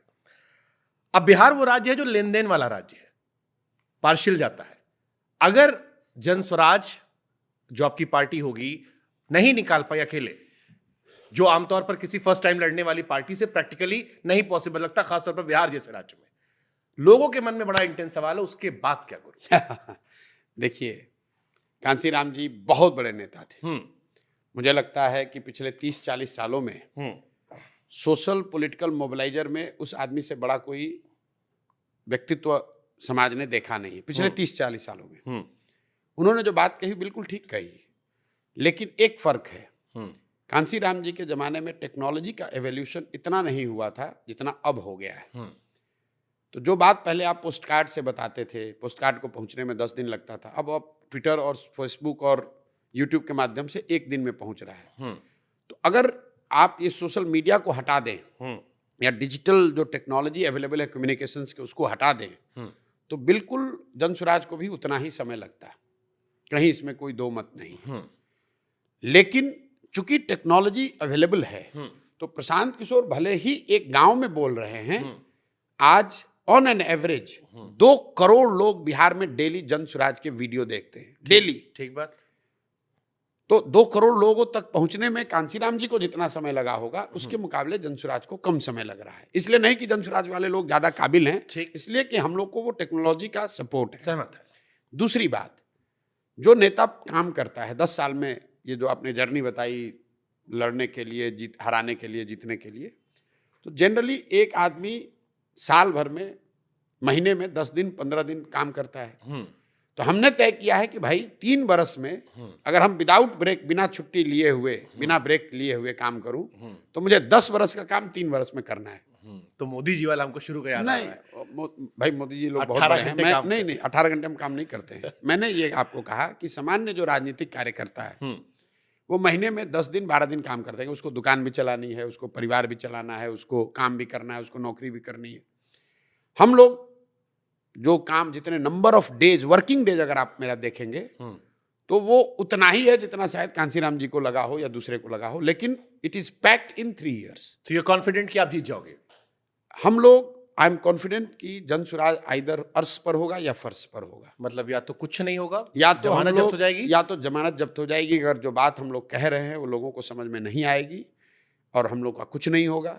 लेकिन अगर समझ में आ गई पार, तो इतनी सीट आएगी कि आप गिन नहीं पाओगे। अब की बार प्रशांत किशोर की सरकार ना, अब की बार जनसुराज, अब की बार जनता का राज। अच्छा, अब देखो, लड़का क्योंकि अभी पैदा हुआ नहीं है, अभी 2 अक्टूबर को पैदा होगा जी, लेकिन अब फिर भी अब जो हम और आप मिले हैं और बात कर रहे हैं लड़के के भविष्य के बारे में जी, और आपने दुनिया भर के बच्चों का भविष्य बताया है कि बंगाल में 100 नहीं जाएगा, फलाना ढमकाना, और आप कॉन्फिडेंट हो। तो एक आपकी टीम से मैं मिल रहा था, वो बड़े कॉन्फिडेंट थे, कहते यार 130 सीट। मैं भी कई लोगों से बात कर रहा था आपके यहाँ पे। अच्छा। कि 130 140 तो हम मान के चल रहे हैं अरे कि हमारा पक्का हो गया। कुछ आपके भी तो मन में चल रहा होगा ना? नहीं, मैं आपको बता रहा हूँ, सबका भविष्य आप अगर 130-40 सीट आई तो मैं उसको अपनी बहुत बड़ी हार मानूंगा, बहुत बड़ी हार मानूंगा। पहले चुनाव में वो मैं अपने जीवन की बहुत बड़ी हार मानूंगा कि 3 साल मेरे जीवन का सब कुछ, मेरा अनुभव, मेरा प्रयास, मेरे संसाधन, मेरा सब कुछ, मेरा जीवन मैंने दांव पर लगाया है। उसके बाद अगर 130 सीट अगर आए तो मैं उसको जनसुराज की हार मानूंगा, अपनी व्यक्तिगत हार मानूंगा। आपको कैमरे पर कह रहा हूं, अर्श पर या फर्श पर, बीच में नहीं मरेंगे। प्रशांत किशोर के अंदर जो ये एक फायर है अंदर वाली, बड़ी अच्छी लगती है, लेकिन कई बार ये लगता है ना कि ये प्रैक्टिकल क्या है। लोग तो कहते हैं मैं बहुत प्रैक्टिकल हूँ। अभी मैं गांव-गांव में जाकर कहता हूँ कि मैं वो उनमें से नहीं हूँ जो बस लड़ने के लिए लड़ता है। हम लड़ने यहाँ आए हैं तो ये सोच समझ कर आए हैं कि कितनी कठिन लड़ाई है, इसको जीतने के लिए कैसी व्यवस्था बनानी पड़ेगी, कितना पसीना बहाना पड़ेगा, कितना संसाधन जुटाना पड़ेगा, ये सोच समझ कर आए हैं। आपको लगता है लोग भूल जाएंगे कि मैं फलानी जात का हूं या ये है? बिल्कुल बिल्कुल नहीं, या फलाने धर्म का है, बिल्कुल नहीं। या जब आखिर में मोदी जी आएंगे और तेजस्वी आएंगे और कहेंगे ये कब्रिस्तान है, बिल्कुल नहीं भूल, सारी बातें जब होंगी बिल्कुल नहीं भूलेंगे। तो फिर कैसे जनता? लेकिन इन सब के ऊपर उनको अपने बच्चों का चेहरा याद रहेगा, क्योंकि बिहार के बच्चे आज नग्न दशा में घूम रहे हैं। बिहार के बच्चे सबसे कठिन स्थितियों में 10 घंटे 12 घंटे मजदूरी कर रहे हैं। बिहार के बच्चे देश में सबसे ज़्यादा अनपढ़ हैं। बिहार के बच्चे सबसे ज़्यादा गरीब, बेरोजगार और भुखमरी के शिकार हैं। तो लोगों को इसीलिए पहले दिन से प्रशांत किशोर का चेहरा नहीं याद दिलाया जा रहा है, ये बताया जा रहा है कि एक एक आदमी अपने बच्चों के लिए वोट देना, और जिन नेताओं ने तुम्हारे बच्चों को गरीब, अनपढ़ और मजदूर बनाया है उसको वोट नहीं देना। बाकी जिसको वोट देना है दे दो। मैं आपकी जब बात सुन रहा हूँ, क्योंकि यूपी बिहार के लोगों से मेरा बड़ा राब्ता रहा है जी, और बड़े भावुक लोग होते हैं, जी। मतलब ऐसे लोग होते हैं कि अगर आपने दिल जीत लिया तो आपके लिए जान देने को तैयार है। जी अपने बच्चों से बड़ा लगाव रखते हैं क्योंकि पलायन बहुत ज्यादा है। मुझे लग रहा है बड़ी स्मार्ट स्ट्रेटजी है कि आपने ये कहा कि सुनो, अपने बच्चे की आंख में देखना, जी आप डायरेक्ट कट कर रहे हो अपने बच्चे को डाल डाल के कि इधर बिल्कुल देखो। कह रहा हूं, नहीं मैं बार बार पार्ट उसको ऑफ गुड स्ट्रेटजी। स्ट्रेटजी नहीं है, ये इस समाज को जगाने का एकमात्र तरीका है। जब आप 5 साल लिटरली नरक की जिंदगी जी रहे हैं, 5 साल रो रहे हैं, यहाँ पढ़ाई नहीं है, रोजगार नहीं है, खाने को नहीं है, घर नहीं है, नाली नहीं, गली नहीं, और 5 बरस के बाद कोई आता है, जात का धर्म का नशा खिलाता है और उसको वोट दे देते हो।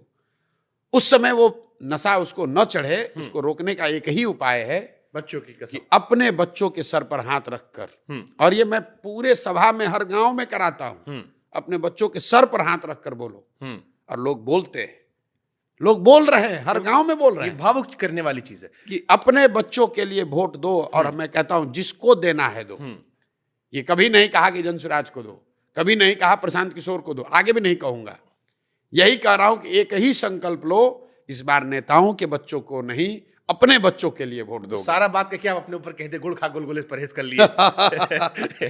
तो ये स्ट्रेटजी नहीं तो है, पूरा नेता बन गया आप। इस समाज को जगाने का शायद एकमात्र तरीका है। अच्छी बात है। क्योंकि आप देखिए, हम लोग यहाँ सबसे बड़ा व्रत क्या है? छठ। छठ का व्रत लोग क्यों करते हैं? अपने बच्चों के लिए करते हैं। इस गरीब बदहाल बिहार में साल भर मजदूरी करने वाला आदमी एक बार जीवन में अगर उसको छुट्टी लेना है तो छठ में लेता है। क्यों? दिवाली नहीं आते, दिवाली में नहीं आएगा मैंने, हाँ। छठ, वो होली में नहीं आएगा, छठ में आएगा। हाँ। क्योंकि लोगों की ऐसी मान्यता है कि छठ से उनके बच्चों का कल्याण होगा। ठीक बात। इसलिए जनसुराज सिर्फ और सिर्फ बच्चों की बात कर रहा है। मैं अब इसी को क्वेश्चन पलटता हूं, इमोशनल बात पे इमोशनल सवाल पूछता हूं। आपने, प्रशांत किशोर जी कहते हैं अपने बच्चों के सर पे हाथ रख कसम खाओ। कसम नहीं खाओ, मतलब उनको देखो, अपने बच्चों के चेहरा को देखो और उसके आधार पर। चलिए अभी आपने एक बार कभी नहीं, कसम खा के मैं दूसरी चीज ठीक पूछता है, हूं। चल हम सवाल अलग है। प्रशांत किशोर जी कहते हैं जिन्होंने बिहार को बदहाल किया उनको वोट ना दो, नेताओं को बच्चों की आंखों में देखो। प्रशांत किशोर जी अगर सिंगल मेजॉरिटी नहीं बना पाए तो क्या वो भी अपने बच्चों को कसम खाते हैं कि मैं भी इन दोनों से नहीं जुड़ूंगा? मेरे बच्चे तो नहीं, मेरा एक बच्चा है, हाँ। मेरा एक ही बेटा है, और मैं आपको बता रहा हूं कि सवाल ही नहीं पैदा होता है। जनसुराज 200 ये आप भी 2-3 कहिए बार ना, बता रहा बच्चों का आप कह रहे हूं। थे। मैं कह रहा हूं, हाँ। आ रहा हूं उस पर। पूरी बात सुन लीजिए। जनसुराज 243 सीट लड़ेगा, 242 नहीं। तो कोई अलायंस किसी भी तरह का सवाल ही नहीं पैदा होता है। प्री दूसरा, मेरा अपना आकलन है कि जनसुराज या तो अर्श पर या फर्श पर। लेकिन अगर आपकी बात मान ही ले कि भैया कोई ऐसी स्थिति बन जाए या आपकी पूर्ण बहुमत न बने, तो जनसुराज और प्रशांत किशोर 5 साल फिर पैदल चलेंगे, फिर लोगों को समझाएंगे, तभी वापस आएंगे। ये तो बात कर दी ना आपने, इसमें बच्चों को क्यों नहीं लाया? आप दुनिया के बच्चे को बता रहे हैं बिल्कुल। कि आप अपने बच्चों का आंखों देखिए। आप भी अपने बच्चे को दिमाग में रखिए और आप कहिए कि मैं भी कह रहा हूं कि मैं अपने बच्चे को दिमाग में रख कह रहा हूं कि मैं बीजेपी, कांग्रेस, जेडीयू, आरजेडी से नहीं जुड़ूंगा। भाई मेरे, हम इसको आप जैसे ही मैं कहूंगा, आप कहोगे ये तो अरविंद केजरीवाल ने भी कहा था। अरे उनको छोड़, तो वो तो उसकी बदल बात गए, छोड़ दीजिए। वो तो बदल गए, आप तो कह रहे हो नहीं बात छोड़ बदलोगे। दीजिए। मैं जो कह रहा हूं आप उसको लिख लीजिए। जनसुराज किसी से गठबंधन, किसी भी तरह का गठबंधन, ना प्री ना पोस्ट, चाहे पक्ष में हो या विपक्ष में हो। मैं कह रहा हूं अगर हमको 0 सीट आएगा तो प्रशांत किशोर 5 साल और चलने को तैयार हैं, लेकिन बिहार को बदले बगैर मानेंगे नहीं। चाहे हमको 5 साल चलना पड़े कि 2 साल चलना पड़े, बदले बगैर मानेंगे नहीं। अब ठीक है, अब जनता का एक और सवाल। आपकी सरकार बन गई, अब आपने कहा कि बिहार का बच्चा पलायन कर रहा है। आज बिहार की जो मैं बड़ी समस्या देखता हूं, लड़का पलायन करना पड़ता, छोटे छोटे पैसों के लिए दिल्ली में काम कर रहा है, स्वास्थ्य सुविधाएं बड़ी बदहाल है, स्कूल कॉलेजेस उस हिसाब से नहीं है, सब कुछ बदहाल है। हाँ, मतलब एक होता है कि प्रदेश में बदहाली है, बिहार में बदहाली में प्रदेश चल रहा है जी। अब ये कैसे बदल जाएगा? आपकी सरकार मान लीजिए बन भी गई, जैसे फिर मैं केजरीवाल जी को लाऊंगा। बिल्कुल केजरीवाल जी जब आए बिल्कुल तब ठीक कहे बात। कि झोला था, अब कह रहे हैं जी हम क्या करें जी, सारी समस्या तो उधर थी। छोड़िए, तो अब आप छोड़िए, कैसे आप हमसे ही पूछिए। हाँ, आप कैसे बदल दोगे? कैसे बदल देंगे? तो पहली बात की जो भी बदलने का रास्ता है, जो भी वादे हैं, जो भी आगे का प्रोग्राम है, जैसे मैंने आपको बताया कि इसका पूरा ब्लूप्रिंट जारी करेंगे। ये नहीं बताएंगे सिर्फ कि कहेंगे कि नौकरी दे देंगे, ये बताएंगे कि नौकरी कैसे देंगे, पलायन कैसे रोकेंगे। तो जो सबसे बड़ी समस्या है पलायन, मैं उसका एक आंसर देता हूँ, क्योंकि अगर 200 बात पे बोलेंगे 2 घंटा लगेगा। हाँ, सही बात है। लोगों को लगता है पलायन कैसे रोक दीजिएगा बिहार में। सही बात है। मैं आपको बता रहा हूं कैसे रोक देंगे। कैसे? बिहार में श्रम का पलायन क्यों है, पहले इसको समझिए। बिहार में श्रमिकों का, मजदूरों का पलायन इसलिए है क्योंकि यहां से पूंजी और बुद्धि का पलायन है। बिहार से आपको, आप पत्रकार हैं, आरबीआई का आंकड़ा निकालिए, पिछले 30-32 सालों में 1990 के बाद बिहार के बैंकों ने 26 लाख करोड़ रुपया यहां से पूंजी दूसरे जगह ट्रांसफर कर दिया। आरबीआई एक आंकड़ा जारी करता है सीडी रेशियो। देश भर में सीडी रेशियो 70-75% होता है, मतलब जितना पैसा आप बैंक में रखते हैं 70-75% पैसा बैंक लोन के तौर पर आपको देता है, समाज को देता है, ताकि आप घर बना सकें, गाड़ी खरीद सकें, रोजी रोजगार कर सकें। बिहार में सीडी रेशियो है एवरेज 40%। लालू जी के जमाने में 18% था, अभी नीतीश की सरकार में 40% है। इसका परिणाम क्या हो रहा है? पिछले वित्तीय वर्ष में बैंकों ने यहां से 2,60,000 करोड़ रुपया दूसरे राज्यों में ट्रांसफर किया है। ये पैसा जा कहाँ रहा है? ये पैसा जा रहा है गुजरात, कर्नाटक, केरल, तमिलनाडु, आंध्र प्रदेश, तेलंगाना। वहां पर सीडी रेशियो कितना है? 90, 95, 100, 105। अब इसका असर क्या होता है? मान लीजिए कि अगर आपको लोन न मिले तो आप गाड़ी खरीद पाएंगे? अगर आपको लोन न मिले तो क्या आप अपना बिजनेस कर पाएंगे? अगर बिहार के लोगों को नोएडा में घर खरीदना है, उसको लोन नोएडा में मिल जाएगा, लेकिन बिहार के आदमी को पटना में घर बनाना है, बैंक वाला लोन नहीं देगा। तो जो पूंजी की उपलब्धता है वो सबसे जरूरी है। तो जो हम लोग बना रहे हैं कि 15 साल से कम उम्र के बच्चे को इतनी अच्छी शिक्षा दो कि वो व्यवस्था और राज्य पर बोझ ना बने। 15 साल से 45-50 साल के लोगों को, जिनको फिर से पढ़ाया नहीं जा सकता है, उनको आप पूंजी उपलब्ध कराओ ताकि वो रोजी रोजगार कर सके। जैसे इसके लिए सर फंड आना होगा। नहीं, फंड तो आपको बता रहे हैं, कॉलेज के फंड बजट से नहीं आना है। अगर यहाँ के बैंक, हमको बाहर से पैसा नहीं चाहिए, जो आएगा वो बात का देखा है। बिहार की गरीब जनता ने पिछले फाइनेंशियल ईयर में 4,61,000 करोड़ रुपया बिहार के बैंकों में जमा किया। और अगर देश का औसत सीडी रेशियो आप देखेंगे तो बिहार में लोगों को 2,80,000 करोड़ रुपया लोन मिलना चाहिए था। लोन मिला 1,60,000 करोड़। तो हम लोग का तो 1,20,000 करोड़ रुपया ऐसे ही चला गया। बिहार का पूरा बजट है 2,40,000 करोड़। आप बजट की चर्चा कर रहे हैं, और 2,60,000 करोड़ रुपए जो हम लोग के बचत का पैसा है, जिससे यहाँ के लोग मोटरसाइकिल खरीदते, गाड़ी खरीदते, घर बनाते, बिजनेस करते, उस पर कोई बात ही नहीं कर रहा है। अब आप एक मिनट, आप कहिएगा भाई बिहार में नहीं हो रहा है, तो इसकी तो कोई चर्चा हुई नहीं कभी। मेरे भाई, ये बैंकों की स्वायत्तता नहीं है कि वो जितना पैसा चाहें उतना ही लोन दें। एक वैधानिक उन पर ये उनकी जिम्मेवारी भी है कि उनको 70% पैसा लोन के तौर पर देना ही देना है।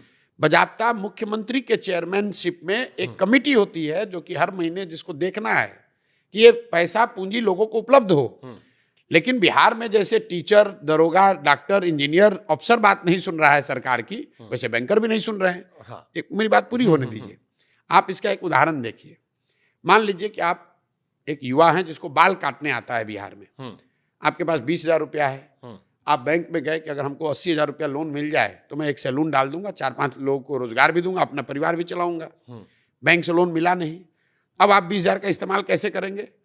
5,000 रुपया किसी जॉब के दलाल को देंगे, ठेकेदार को देंगे, जो आपको बॉम्बे में किसी सैलून में नौकरी दिलाएगा।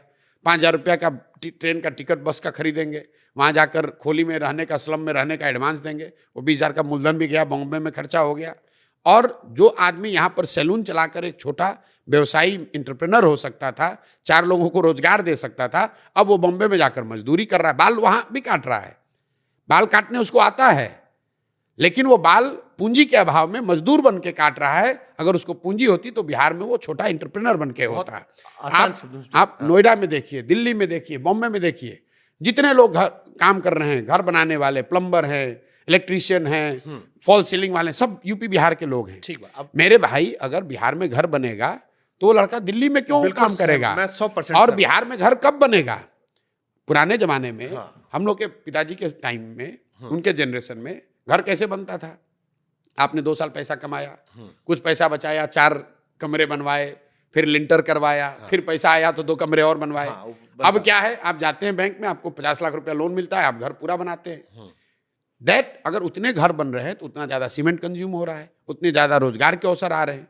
तो जो हमारे साथ दुनिया भर के इकोनॉमिस्ट जिनको मैंने साथ में जोड़ा है, जो हम लोगों ने मॉडल बनाया है कि अगर बिहार में पूंजी की उपलब्धता को ठीक कर दिया जाए तो बहुत बड़े पैमाने पर डिस्ट्रेस माइग्रेशन को रिवर्स किया जा सकता है। True, factual. मुझे ये बात समझ में भी आ रही जो आप बता रहे हो, मुझे समझ रहा हूँ।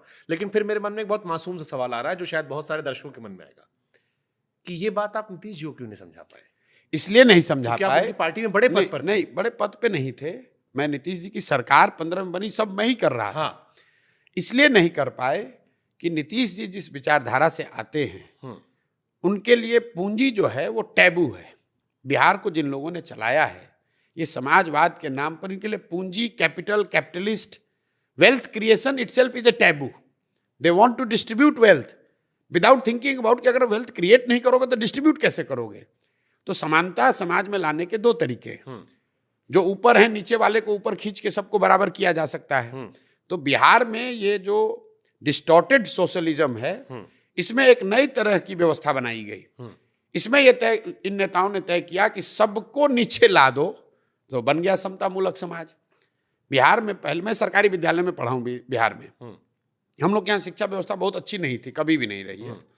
लेकिन हर प्रखंड में, जिले में आप लोगों से पूछिएगा, एक दो विद्यालय ऐसे थे जहाँ आप पढ़िएगा, पटना कॉलेज आ गए, पटना साइंस कॉलेज आ गए तो आपका जीवन बदल जाएगा। नेतरहाट यहाँ ही पर बिहार में था जहाँ से 1500 से ज़्यादा IAS IPS एक स्कूल से निकले हैं। नोबा का एसोसिएशन मुझे लगता है कि सबसे ज़्यादा IAS IPS अगर किसी एक स्कूल से आए होंगे वो नेतरहाट बिहार का स्कूल है। लेकिन ये जो जब ये नई समाजवादी समतामूलक व्यवस्था बनी तो इसमें नीतीश कुमार ने क्या किया कि शिक्षा को समतामूलक बनाने के चक्कर में हर गांव में इन्होंने विद्यालय खोल दिए, विद्यालय के नाम पर भवन बना दिए। नतीजा क्या हुआ? स्टेट के पास उतना रिसोर्स है नहीं कि उतनी बड़ी व्यवस्था को सपोर्ट करे। तो जहां भवन बना वहां शिक्षक नहीं है, जहां शिक्षक है वहां भवन नहीं है, जहां दोनों है वहां पढ़ाने की व्यवस्था नहीं है, जहां तीनों है वहां बच्चे नहीं है, जहां सब है वहां पढ़ाई नहीं है। मैं आपको सही बता रहा हूं, जहां सब है वहां पढ़ाई नहीं है। आप साइंस कॉलेज में चलिए, CB रमन ने वहां आकर लिखा है फिजिक्स के लैब में कि this is one of the finest physics lab I have seen at this level of college anywhere in east Asia. उस साइंस कॉलेज में लोग कहते हैं कि बिहार में नियोजित शिक्षक का क्वालिटी खराब है इसलिए शिक्षा व्यवस्था खराब हो गया। कोई कहेगा कि खिचड़ी बट रहा है इसलिए खराब हो गया है। मेरा उनको सवाल होता है कि भाई खिचड़ी तो 6वीं क्लास तक बट रही है, 7वें 8वें क्लास में पढ़ाई क्यों नहीं हो रही है? नियोजित शिक्षक तो स्कूल में पढ़ा रहा है, पटना साइंस कॉलेज और पटना कॉलेज में क्यों नहीं पढ़ाई हो रही है? ये इसलिए नहीं हो रही है कि कहीं ना कहीं पिछले 25-30 साल में समाज और सरकार दोनों, मैं अंडरलाइन कर रहा हूं, समाज और सरकार दोनों की प्राथमिकता में शिक्षा है ही नहीं। सही बात। जो शिक्षा और शिक्षण संस्थान है बिहार में वो सिर्फ सरकारी अनुदान और कुछ सहायता बांटने का केंद्र बन गए हैं।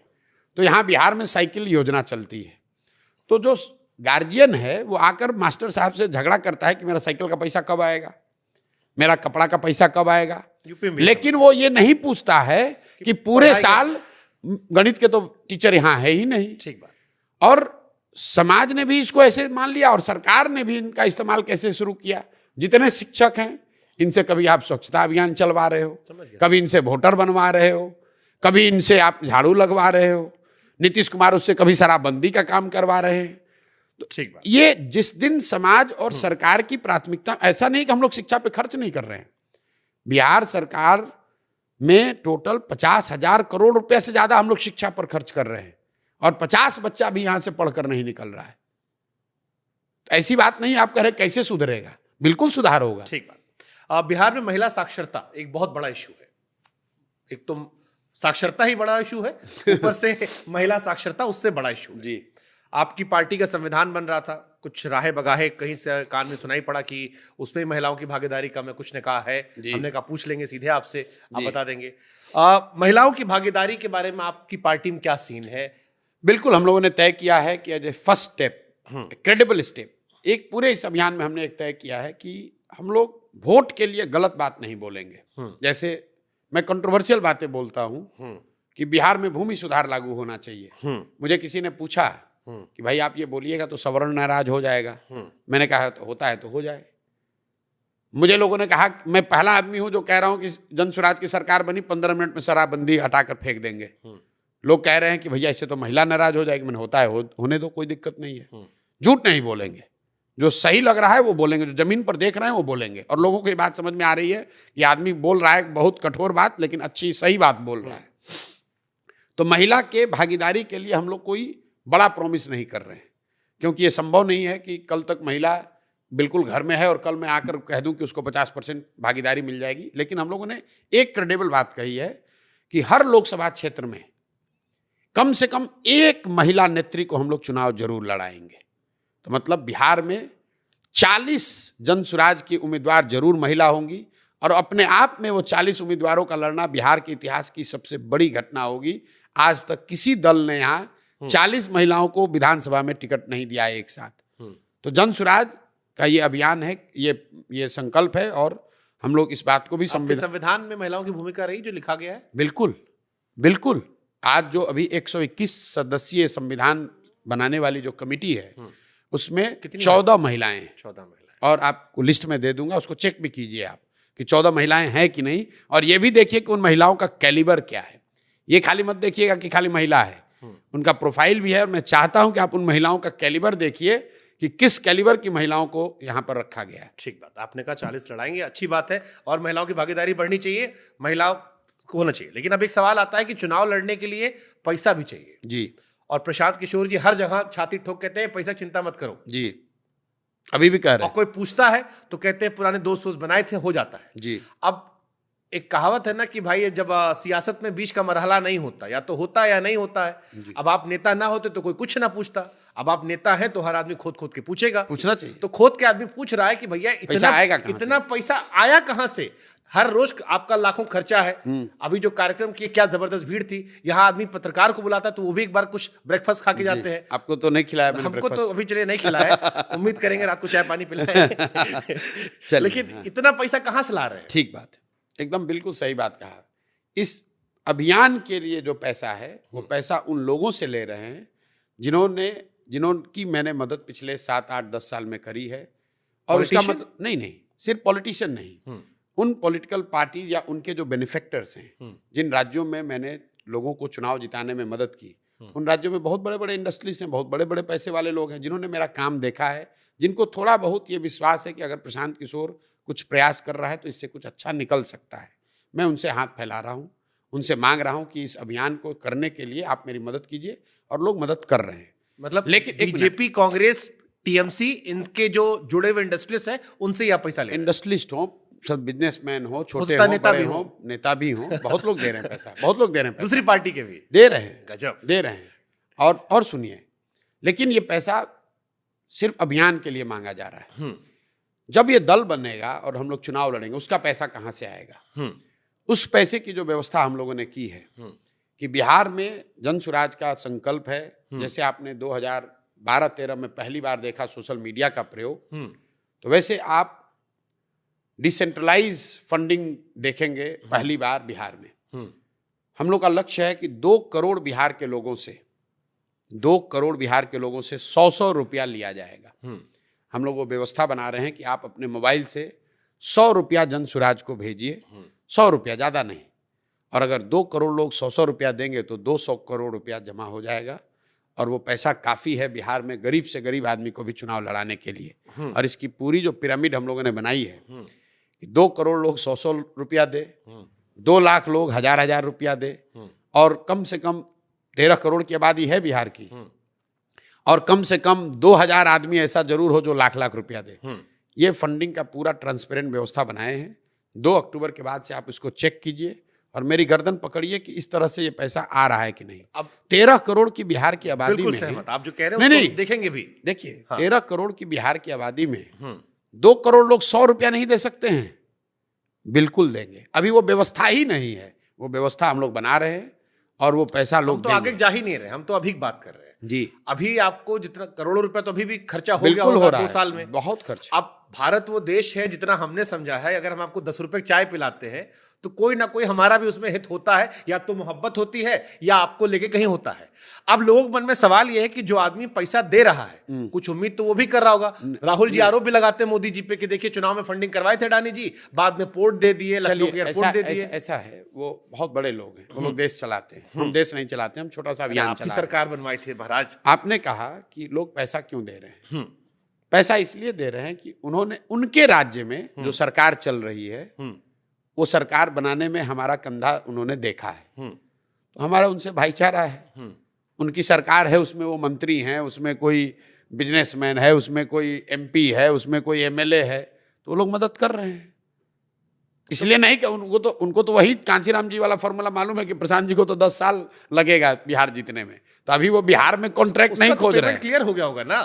नहीं, वो तो जिसने काम किया होगा, पार्टी ने पैसा दिया होगा। मैं कह रहा हूँ कि पार्टियों के जो बेनिफेक्टर्स हैं वो एक बहुत बड़ा जैसे टीएमसी है, तो टीएमसी को पैसा देने वाला कोई एक व्यक्ति नहीं होगा ना भाई, वहां पर 50 लोग दे रहे हैं। उस 50 में 10 आदमी ऐसा भी हो जो कह रहे नहीं भाई प्रशांत किशोर आदमी ठीक है, ये प्रयास कर रहा है, इसने तो कोई हमसे पैसा नहीं लिया, हम चाहते थे टीएमसी जीते, टीएमसी जीत गई, उस समय तो इसको कोई पैसा हमसे लिया नहीं। दोस्त बना लिया आपने, दोस्त बनाए, और वो लोग पैसा दे रहे हैं, उनसे हाथ फैलाकर मांग रहे हैं। पहली बार जीवन में पैसा मांग रहे हैं लोगों से, कभी मांगा नहीं किसी से पैसा, मांग रहे हैं कि भाई बिहार में व्यवस्था बनानी है, दो पैसे दोगे तो सलाह दूंगा। निजी जिंदगी में कोई दोस्त है कि खाली 24 घंटे कोई सियासत? कोई नहीं, ये तो प्रोफेशनल फ्रेंड्स। मतलब प्रोफेशनल फ्रेंड तो सर गिवन डर नहीं लगता? मतलब प्रोफेशनल फ्रेंड कह लीजिए, एक्विंटेंस कह लीजिए, फ्रेंडशिप जिसको आप प्योर फॉर्म फ्रेंड्स तो नहीं कह सकते। बट बेनिफिट वाली दोस्ती जो होती, कई बार खून पीने वाली थी वाली, चल गए तो बढ़िया है चांद तक, अगर ना चल पाए तो खून पी जाएंगे जोक की तरह ही लोग। ऐसा ही है, लोग जीतते हैं तो दोस्त हैं, जब उनकी मदद के लिए नहीं खड़े होंगे तो हमारे खिलाफ भी लोग बोलते हैं। कुछ विषय है जिन पर आपकी राय जानना चाहते हैं जी। अभी जातिगत जनगणना की बात चल रही है, हालांकि संसद में जात पूछ ली गई, उस पर काफी बवाल हो गया जी, आपका क्या सोचना है? बिल्कुल जातिगत जनगणना के हम पक्ष में हैं, जातिगत जनगणना होनी चाहिए, लेकिन जातिगत जनगणना देश के विकास का पेनिसिया नहीं है जैसा लोग बता रहे हैं। अगर जातिगत जनगणना हो जाने मात्र से समाज का भला हो जाता तो पूरा देश जानता है कि बिहार में कौन लोग गरीब हैं। SC ST की गणना तो हो रही है, सबको मालूम है कि SC ST समाज में शैक्षणिक, आर्थिक, सामाजिक नजरिए से पीछे हैं, उनका सुधार क्यों नहीं हुआ? जो लोग ये कह रहे हैं कि जातिगत जनगणना होगी और देश का माहौल बदल जाएगा, सब कुछ ठीक हो जाएगा, वो तो ऐसे हुआ कि आप कह रहे हैं कि आप लाइब्रेरी में जाओगे और आइंस्टीन बन के निकल आओगे। अरे भैया, लाइब्रेरी में किताब है, उसको पढ़ोगे, पढ़ के इंटरनलाइज करोगे, तब तो कुछ कर पाओगे। जातिगत जनगणना होने से या किसी भी उस तरह की जनगणना या सर्वे से जिससे कि समाज के बारे में बेहतर सरकार के पास जानकारी मिले, उसका फायदा है, लेकिन फायदा तब है जब उसके आधारित आप पॉलिसी बनाएं, उस तरह की टारगेटिंग हो। सिर्फ जातिगत जनगणना कराकर वोट लिए और सो गए तो भाई सबको पता है बिहार सबसे देश में गरीब राज्य है, किसको नहीं मालूम है? ये तो आपके पास गणना है कि यहाँ प्रति व्यक्ति आए 34,000 रुपए है, तो उसको सुधार दो पहले। तो जातिगत जनगणना के पक्ष में है, लेकिन मैजिक नहीं होगा, ये मैजिक नहीं है। और चुनावी फायदे के लिए जो लोग ये बात कह रहे हैं वो देश को गुमराह कर रहे हैं। भाई आप खुद 60 वर्ष सरकार में थे, आपको किसने रोका था जातिगत जनगणना कराने से? पिछला जो सेंसस हुआ था देश में वो तो जातिगत जनगणना के आधार पर कराया ही गया था, उसको रिलीज नहीं किया कांग्रेस और यूपीए की सरकार ने। फिर मोदी जी आए हैं तब तो इन्होंने सेंसस ही नहीं कराया अभी। लेकिन अगर हो तो जातिगत जनगणना हो, उसमें क्या दिक्कत है? ठीक, आप मुझे ये बताइए, किसको नहीं मालूम है कि किस जाति के कितने लोग कहाँ रहते हैं? दिन रात नेता यही चर्चा करते हैं लोग, और समाज को बेवकूफ बना रहा है कि जातिगत जनगणना होगा तब पता चलेगा। भाई हर बूथ पर लोगों को मालूम है किस जाति के कितने लोग रहते, दिन रात तो यही गणना लोग कर रहे हैं और समाज को बता रहे हैं भैया जातिगत जनगणना होगा, तो जैसे लग रहा है कि कोई नई डिस्कवरी हो जाएगी। भाई सबको पता है कि बिहार में जो अनुसूचित जाति समाज के लोग हैं वो सबसे गरीब और पिछड़े हैं। सबको मालूम है कि अति पिछड़ों की जनसंख्या यहाँ 35% है। संभव है कि आप जनगणना कराएंगे तो 1% ज्यादा होगा या कम होगा, लेकिन 30-35% यहाँ अति पिछड़ा समाज के लोग रहते हैं। ये बात कोई डिस्कवरी की नहीं है, ये तो पता है सबको भाई। ठीक, आरक्षण पर आपकी क्या राय है? क्योंकि एक वर्ग मानता है कि आर्थिक आधार पर आरक्षण होना चाहिए, जो गरीब है उसे मिले, उसको लेकर आपका क्या थॉट प्रोसेस है? बिल्कुल, जो संवैधानिक व्यवस्था बनी हुई है आरक्षण को लेकर, उसको आगे बने रहना चाहिए। अब लोगों का तर्क ये है कि संविधान में तो इसका प्रोविजन 10 साल 20 साल के लिए किया गया था, बिल्कुल नहीं। संविधान में 10 साल के लिए व्यवस्था या 20 साल के लिए की गई थी, लेकिन उसके साथ में ये भी लिखा गया था, ये शायद उनकी आशा अपेक्षा रही होगी कि 10 साल में ये सामाजिक विषमता दूर हो जाएगी। तो अगर आपने पहले 10 साल में पंचवर्षीय योजना में कहा कि देश से गरीबी उन्मूलन कर दिया जाएगा, गरीबी उन्मूलन नहीं हुआ, तो क्या आप गरीबी उन्मूलन के प्रयास बंद कर देंगे?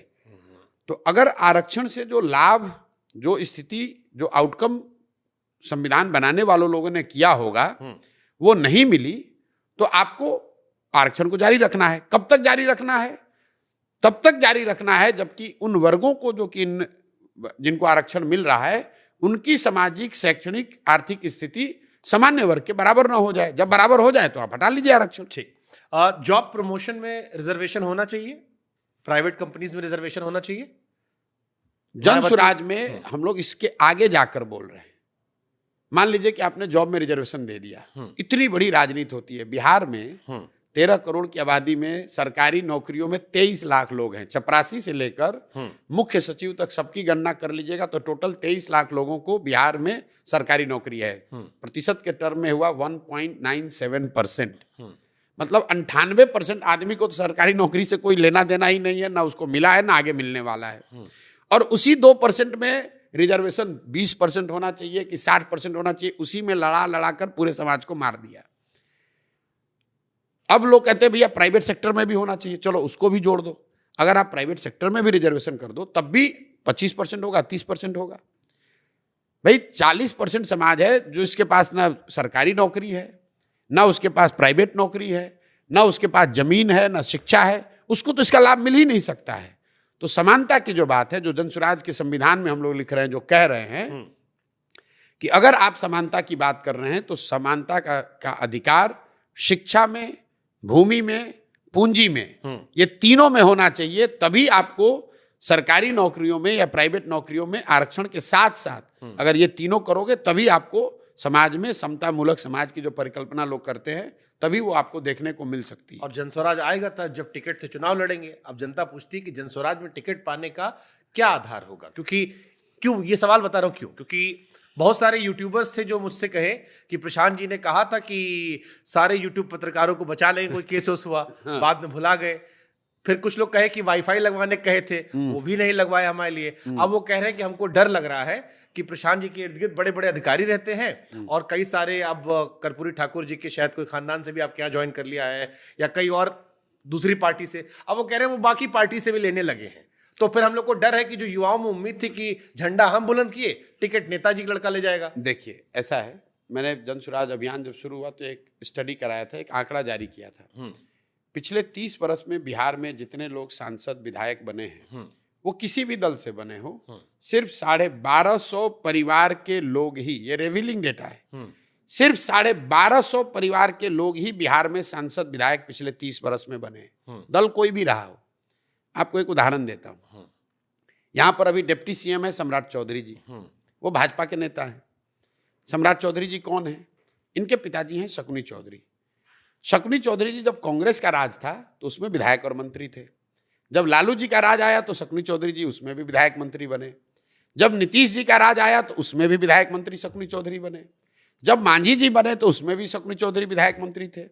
और आज जब भाजपा को भी बनाना हुआ तो उसको भी कोई सामान्य कुशवाहा नहीं मिला, उसको शकुनी चौधरी का बेटा ही मिला।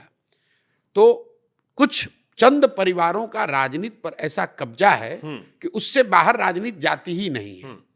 आपको लगता है कि हम कांग्रेस को हटाकर लालू को लाए, लालू को हटाकर नीतीश को लाए, लेकिन उनके मंत्रिमंडल में, उनके सरकार में, उनके विधायक दल में वही लोग हैं जो पिछले थे या उनके चट्टे बट्टे ही हैं, उनके परिवार वाले हैं। अब आपका आधार, तो जन स्वराज ने यह कहा कि नहीं, कम से कम 2/3 लोग ऐसे लोग चुनाव लड़ेंगे। 243 में 2/3 लोग ऐसे चुनाव लड़ेंगे जो जीवन में पहले कभी चुनाव नहीं लड़े हों, जो ज्यादातर लोग राजनीतिक पृष्ठभूमि के भी नहीं होंगे। अब आप ये कहेंगे 100% क्यों नहीं? इस पर भी बड़ी लंबी चर्चा चली है कि भैया इन 1200 परिवार को तो आप बैन ही कर दो। हाँ, लोग ये कहते हैं जो उसमें आके, लेकिन जब सब बदल रहे तो ये भी बदल दो। लेकिन बहुत चर्चा के बाद लोगों ने कहा कि नहीं, इसको अगर संविधान में हम लोग लिख देंगे तो उन 1250 परिवारों के साथ ये गलती हो जाएगी, नाइंसाफी हो जाएगी।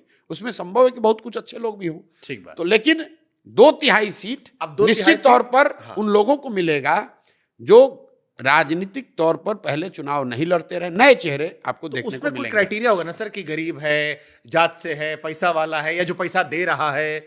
नहीं, पैसा तो यहाँ कोई दे ही नहीं रहा है, तो हम घर घर जाकर कह रहे हैं कि तुम भाई आओ, हो हम सकता है मेरा जनस्वराज पैसा हो, पैसा हमको देंगे। टिकट ना मिल रहा, हमके प्रशांत जी हमको लड़वा वो- दीजिए। हाँ, बिल्कुल ठीक बात है, डर तो है। हाँ। तो इसको खत्म करने के लिए जनस्वराज ने नई व्यवस्था बनाई। हम्म। जब दल बनेगा तो उसके 2 महीना के अंदर हम्म। हर विधानसभा क्षेत्र से 5 से 7 नाम सार्वजनिक कर दिए जाएंगे कि ये जनस्वराज के संभावित उम्मीदवार हो सकते हैं।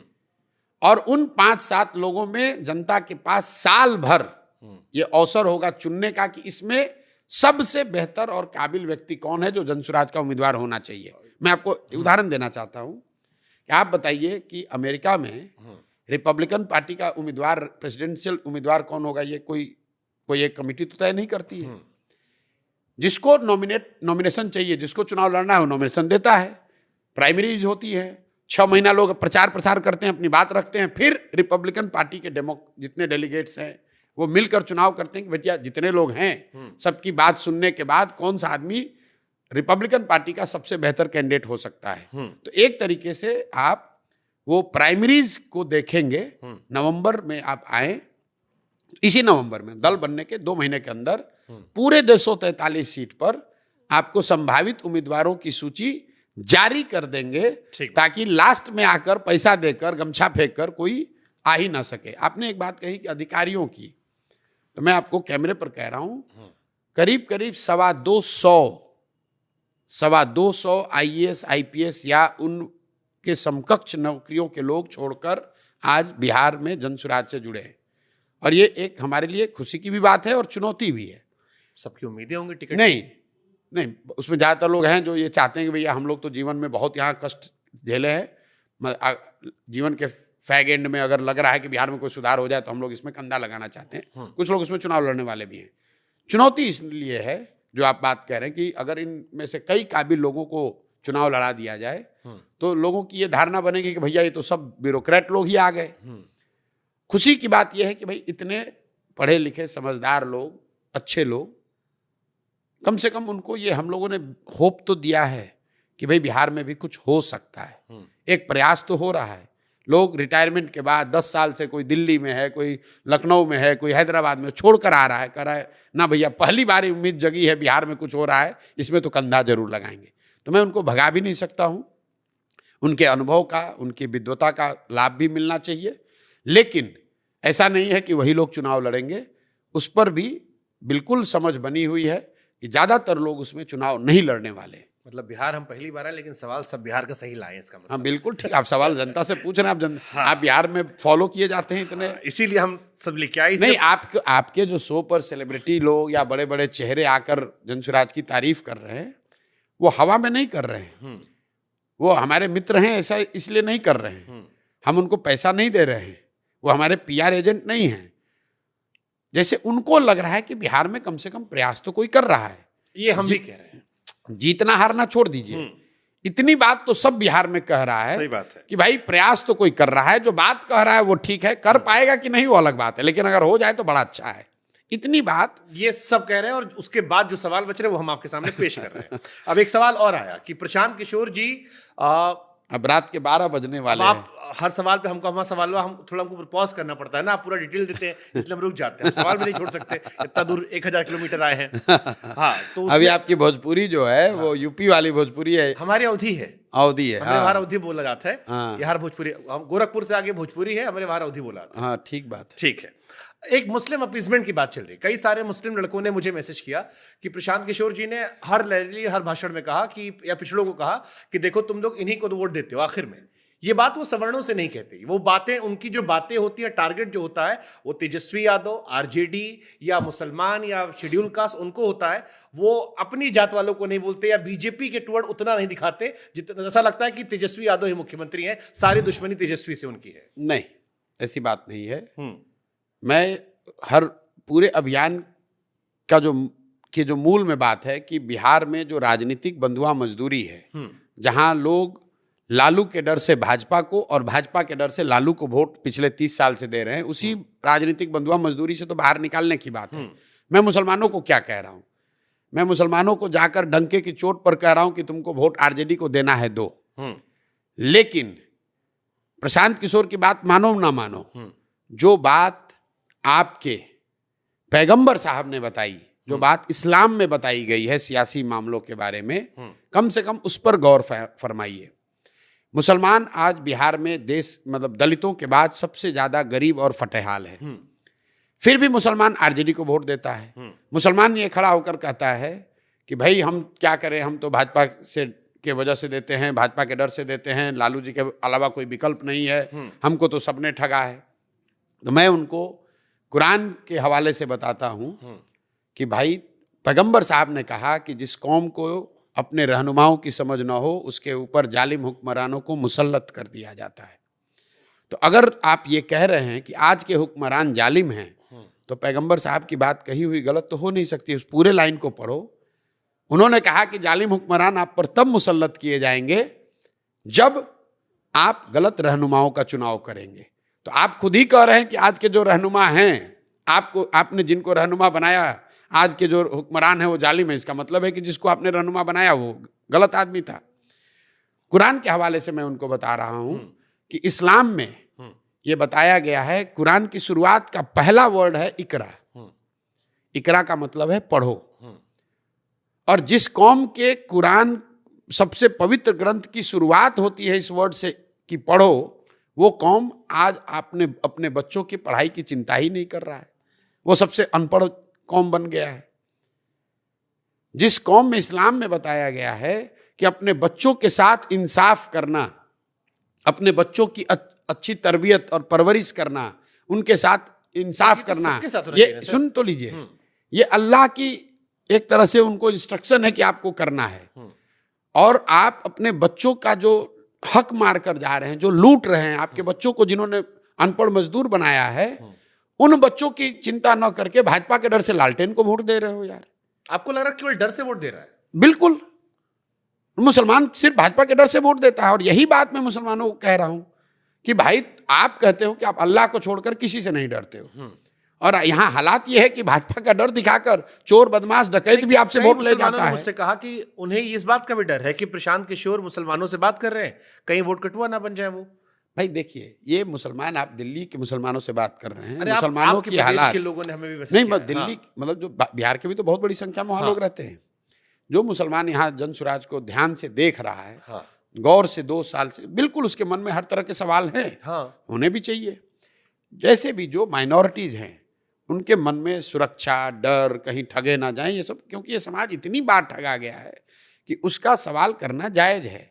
इसलिए जो जनसुराज में बात कही जा रही है, हम उनको सामने से कह रहे हैं कि भाई आप बिल्कुल प्रशांत किशोर पर, जनसुराज पर भरोसा मत कीजिए। आप भरोसा अपने अनुभव पर कीजिए। आप भरोसा मेरे कथनी पर नहीं, मेरे करनी को देखिए। और आप वोट जिसको देना है दीजिए, लालटेन को मन है लालटेन को दीजिए, लेकिन राजनीति में अपने बच्चों को लाइए।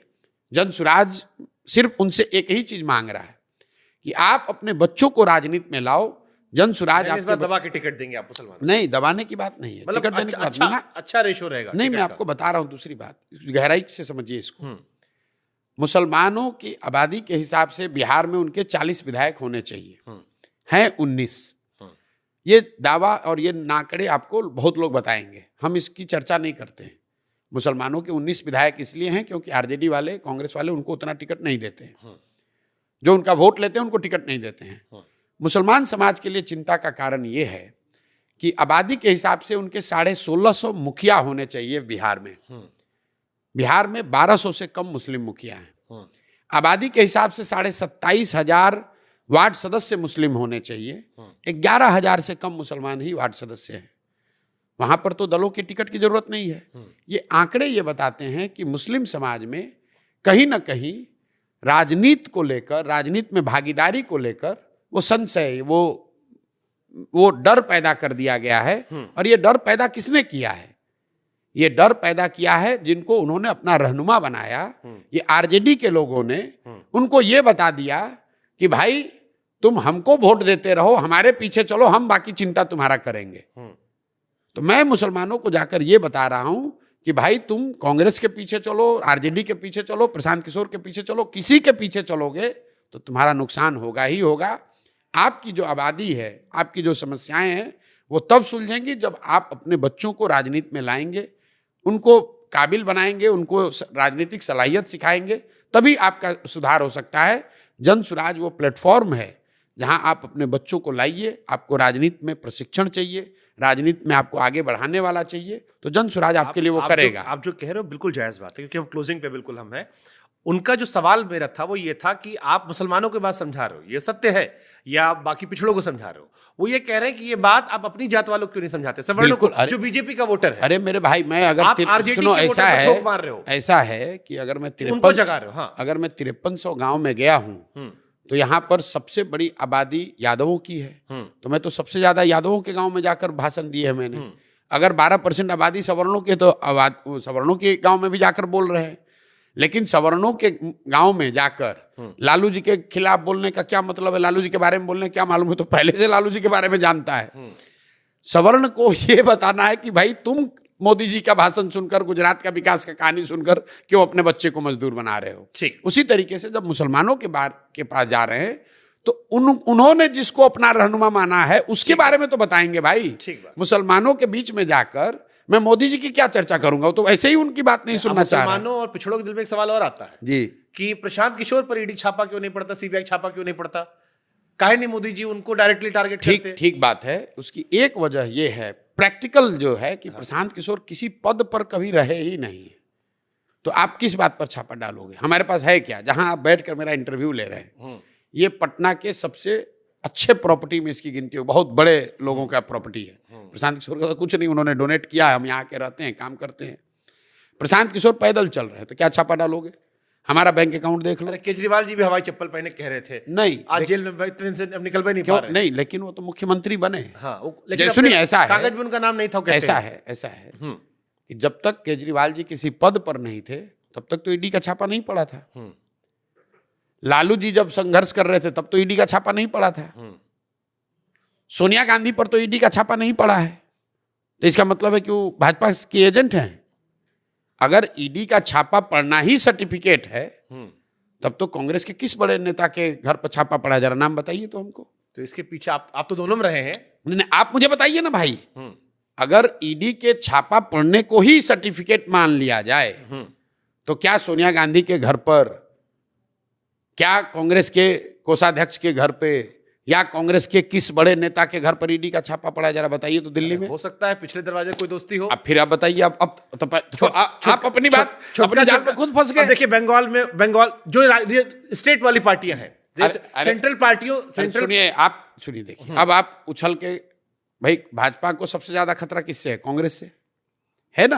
अरे वो स्विच करते रहते, उनको लगा कि हम उधर, उनको हम सेव कर ले, हमको बाकी सबको खेलेंगे। सुन लिया, जैसे आपने कहा कि आप पर छापा नहीं पड़ रहा है, ये लोगों का है कि भाई छापा क्यों नहीं पड़ रहा है। मुलायम मायावती दोनों शिकायत करती थी कांग्रेस को समर्थन करते वक्त कि सीबीआई का डर डराया गया, फिर बीजेपी पर वही आरोप लगाए। जिनके साथ रहे वो भी लगाते थे। जी, आपने कहा कि छापा क्यों नहीं पड़ रहा है, ये सवाल है। मैं उस सवाल का जवाब मैंने दिया। मेरी अपनी समझ ये है कि 3 वजह से शायद छापा नहीं पड़ता है। एक, तो मैं किसी सरकारी पद पर कभी रहा नहीं हूं, कोई ऐसा हमारे पास कोई डीलिंग बिजनेस हम करते नहीं कि आप हमको छापा डालिएगा। दूसरा, शायद उन लोगों के मन में ऐसा रहा हो कि भाई कभी इस आदमी ने मेरी मदद की है तो कहा इसको, चलो कुछ कर रहा है करने दो, अपने गांव में घूम रहा है, अपने मरखप के खत्म हो जाएगा। उनको लगता है भी हम तो कुछ कर नहीं सकते हैं, हम इतने इंपॉर्टेंट नहीं है उनके लिए। और तीसरा, शायद उनको लगता होगा कि भाई कभी जरूरत पड़ेगी तो इस आदमी की मदद कभी ली जा सकती है, इसलिए नहीं देते होंगे। तो नहीं, सुनिए मेरी बात, ये उनकी, ये मेरा अनुमान है। इसका मतलब ये नहीं कि हम उनसे कोई अनुमान और आता है सर। एक अनुमान यह आता है कि हो सकता है प्रशांत किशोर वही काम कर दें जो काम चिराग पासवान ने पिछली बार कर दिया था।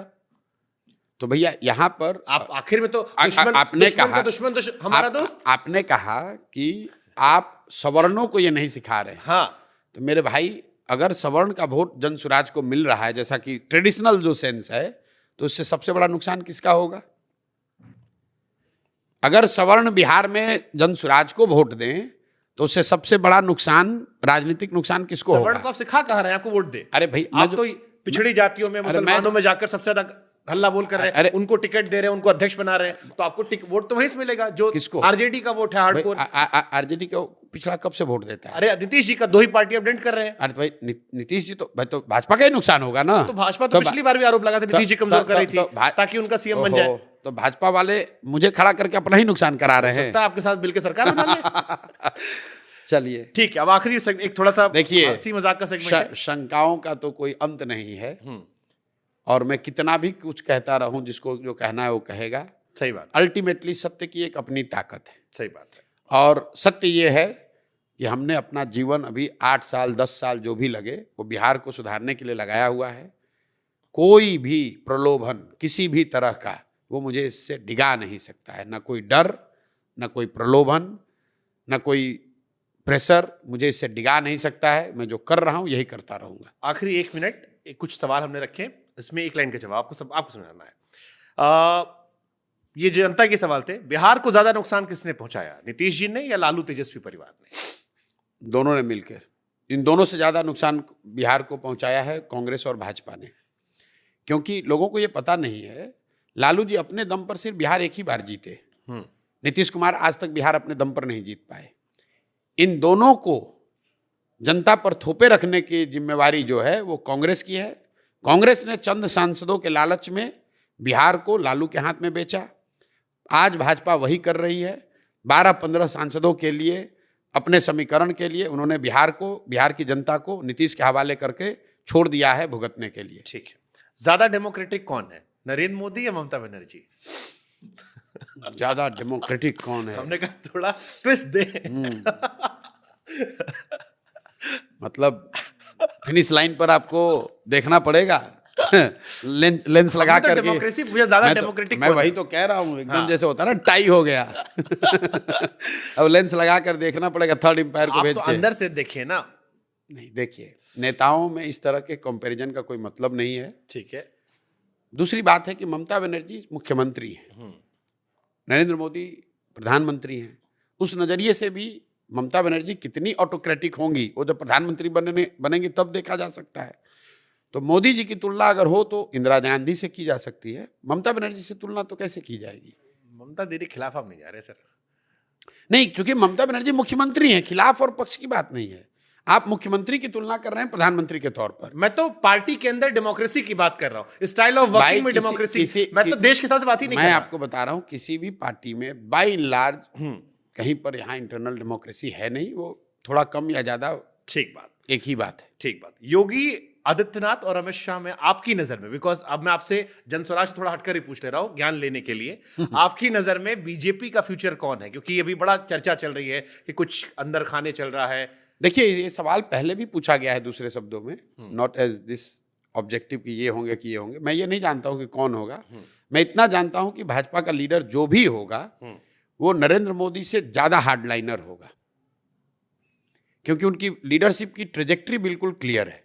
पहले वाजपेयी और आडवाणी का कॉम्बिनेशन था, फिर आडवाणी जी और मोदी जी का कॉम्बिनेशन हुआ, फिर आप देख रहे हैं कि अब मोदी जी और अमित शाह का कॉम्बिनेशन है, अमित शाह और योगी जी का कॉम्बिनेशन। तो ये ट्रेजेक्ट्री बिल्कुल क्लियर है। जो भी नेता होगा वो मोदी जी से ज्यादा हार्डलाइनर होगा। ठीक है। किसकी आइडियोलॉजी देश के हित में है, नेहरू जी की वाली आइडियोलॉजी या सावरकर जी वाली? नेहरू जी बहुत बड़े लीडर थे और मतलब there is a reason why he is called the architect of modern India. तो अगर मुझे चुनना हो तो मैं तो निश्चित तौर पर नेहरू जी की आइडियोलॉजी तो नहीं कहूँगा, लेकिन जो महात्मा गांधी की आइडियोलॉजी है, और महात्मा गांधी का मैं अंधभक्त हूँ, तो महात्मा गांधी ने अगर नेहरू जी को चुना था तो मैं मानूंगा कि नेहरू जी में वो सारे गुण रहे होंगे। वो सबसे सही व्यक्ति उस समय कालखंड में रहे होंगे देश को चलाने के लिए, तभी महात्मा गांधी ने उनको चुना होगा। राहुल गांधी, केजरीवाल, ममता बनर्जी, कौन ज्यादा विपक्ष का बेहतर नेता जो मोदी जी से? भैया, आज लोकसभा में देश में विपक्ष के नेता राहुल गांधी हैं, तो स्वाभाविक तौर पर राहुल जी को आप कैसे देखते हैं आप? क्योंकि कुमार विश्वास जी से बात कर रहा था, he said he is a great guy, I have met him, he is a great guy, but I still believe कि उन्हें फोर्स किया गया पॉलिटिक्स में, that was why he is not able to, वो जो कहते हैं ना, ब्लास्ट कर देना, फोड़ देना। देखिए, हमारी क्या विसात है कि हम राहुल गांधी पर टिप्पणी करें। आपने काम, लेकिन बहुत काम किया है। साथ काम उनके साथ तो बहुत नहीं किया है, लेकिन मतलब उनको जानते हैं भाई, घंटों बिताए उनके साथ। मतलब राहुल गांधी देश के ऑपोजिशन के लीडर हैं, लेकिन मैं ऐसा नहीं मानता हूं कि he has arrived as a leader. मैं आपको स्टिल आपको एक आंकड़ा दे देता हूं।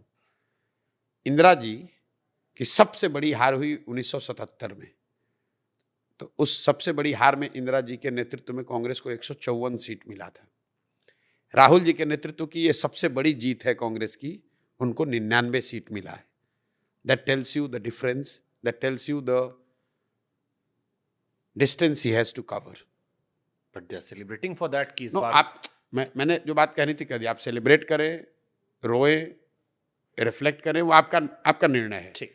मैं आपको ये कह रहा हूं कि इंदिरा जी की सबसे बड़ी हार में कांग्रेस को 154 सीट मिला था, राहुल गांधी की सबसे बड़ी जीत में कांग्रेस को 99 सीट मिला है।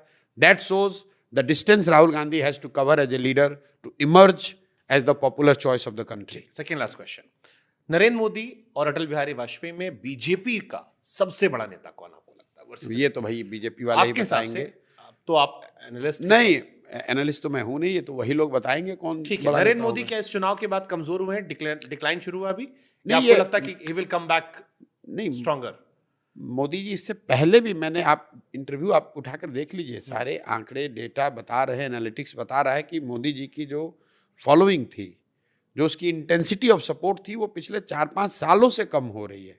और हर इंटरव्यू में ये हम लोग बता रहे हैं। मैंने एक आंकड़ा दिया था कि 2014 से 2019 के बीच में बीजेपी का अंडर परफॉर्मेंस असेंबली इलेक्शंस में, जहां मोदी जी खुद के लिए नहीं अपने पार्टी के साथियों के लिए वोट मांग रहे हैं, वहां पर बीजेपी का अंडर परफॉर्मेंस था 3 परसेंटेज पॉइंट। 2019 से लेकर 2024 के बीच में जो चुनाव हुए विधानसभा के, उसमें बीजेपी का अंडर परफॉर्मेंस घट के हो गया करीब 9.5% परसेंटेज पॉइंट। तो मोदी जी को पहले लोगों ने वोट दिया, मोदी जी ने जिसको कहा उसको वोट दिया, लेकिन पहला कहाँ क्रैक आया, जहां मोदी जी के कहने पर उस तरह से अंधभक्त होकर लोगों ने वोट नहीं दिया। फिर वो धीरे धीरे रिफ्लेक्ट होने लगा। मोदी जी ने खुद के लिए भी जो वोट मांगा है, परसेंटेज भले ना गिरा हो, सीटें तो कम हो ही गई। लास्ट क्वेश्चन है, जहां आपने बड़ा ब्यूटीफुली डिफाइन किया था how to defeat Narendra Modi and BJP, how to defeat. हाँ, आपने कई सारे पॉइंटर्स में समझाया था, इन पॉइंट्स पे काम करना होगा तो हार होगी। आपकी नजर में, क्योंकि आप कह रहे हो डिक्लाइन मोदी जी का हो रहा है, थोड़ी इंटेंसिटी कम हो रही है, आने वाले टाइम में कौन सा लीडर आपकी नजर में आपको लगता है कि यार ये रिप्लेस कर सकता है नरेंद्र मोदी जैसे व्यक्तित्व को? देखिए, still he is larger than life when you compare to other. मैं आपको बताऊं, आज के परिप्रेक्ष्य में भाजपा को कोई भी एक दल अगर कोई चुनौती दे सकता है अकेले या किसी फॉर्मेशन में, तो कांग्रेस ही है। क्योंकि कांग्रेस ही विपक्ष का सबसे बड़ा दल है। तो अगर कोई भाजपा को चुनौती देगा, हराएगा, चुनौती तो सब दे ही रहे, तो अगर हराने की बात है तो किसी ना किसी को कांग्रेस से ही हराना पड़ेगा। It can be Rahul Gandhi और समवन एल्स। नहीं, it can be Rahul Gandhi, it can be anybody else. ठीक है, जाते थे सर। आपके जूतों पर लोगों की बड़ी नजर रही है। अभी तो चप्पल पहना आपने। बहुत लोग हमसे कहे कि एक ही कंपनी जूता काहे पहनते हैं, और फिर ये भी कहे कि जरा पूछ लेना कि 5000 किलोमीटर चलने में कितना जूता घिसा। तो जूते तो मैंने मेरे सारे ब्रांड ट्राई कर लिए। हाँ। क्योंकि लोग आकर गिफ्ट देते हैं। हाँ। तो लोगों को पता है कि जूतों की चलने में बहुत जरूरत है, तो जो आके देता है वो जूता ही देता है। हाँ। नाइकी भी मैंने यूज़ किया है और कुछ दूसरे ब्रांड्स भी यूज़ किए हैं। ज़्यादातर मैं एसिक्स के जूते यूज़ कर रहा हूँ। और जूते घिसने की जहाँ तक बात है, चूँकि हम लोग गांव के घटिया रोड पर चलते हैं, तो जूतों की एवरेज लाइफ, मतलब एसिक्स के सबसे अच्छे जूतों की लाइफ भी यहाँ 4 महीना मैक्सिमम है। तो आप ये मानकर चल सकते हैं कि जब हम लोग 4 महीने 5 महीने चलते हैं तो जूता खराब हो जाता है। तो उस हिसाब से आप जोड़ लीजिए 7 या 8 जूते फट गए होंगे। Thank you so much Prashant ji, Thank lovely you. Talking to you. Same रात के here. 12 बज गए, लेकिन मैंने इस 2 घंटे की चर्चा का बड़ा लुत्फ उठाया। उम्मीद करता हूँ दर्शक भी उतना ही आनंद लेंगे। All the best, thank you. Thank you so much sir.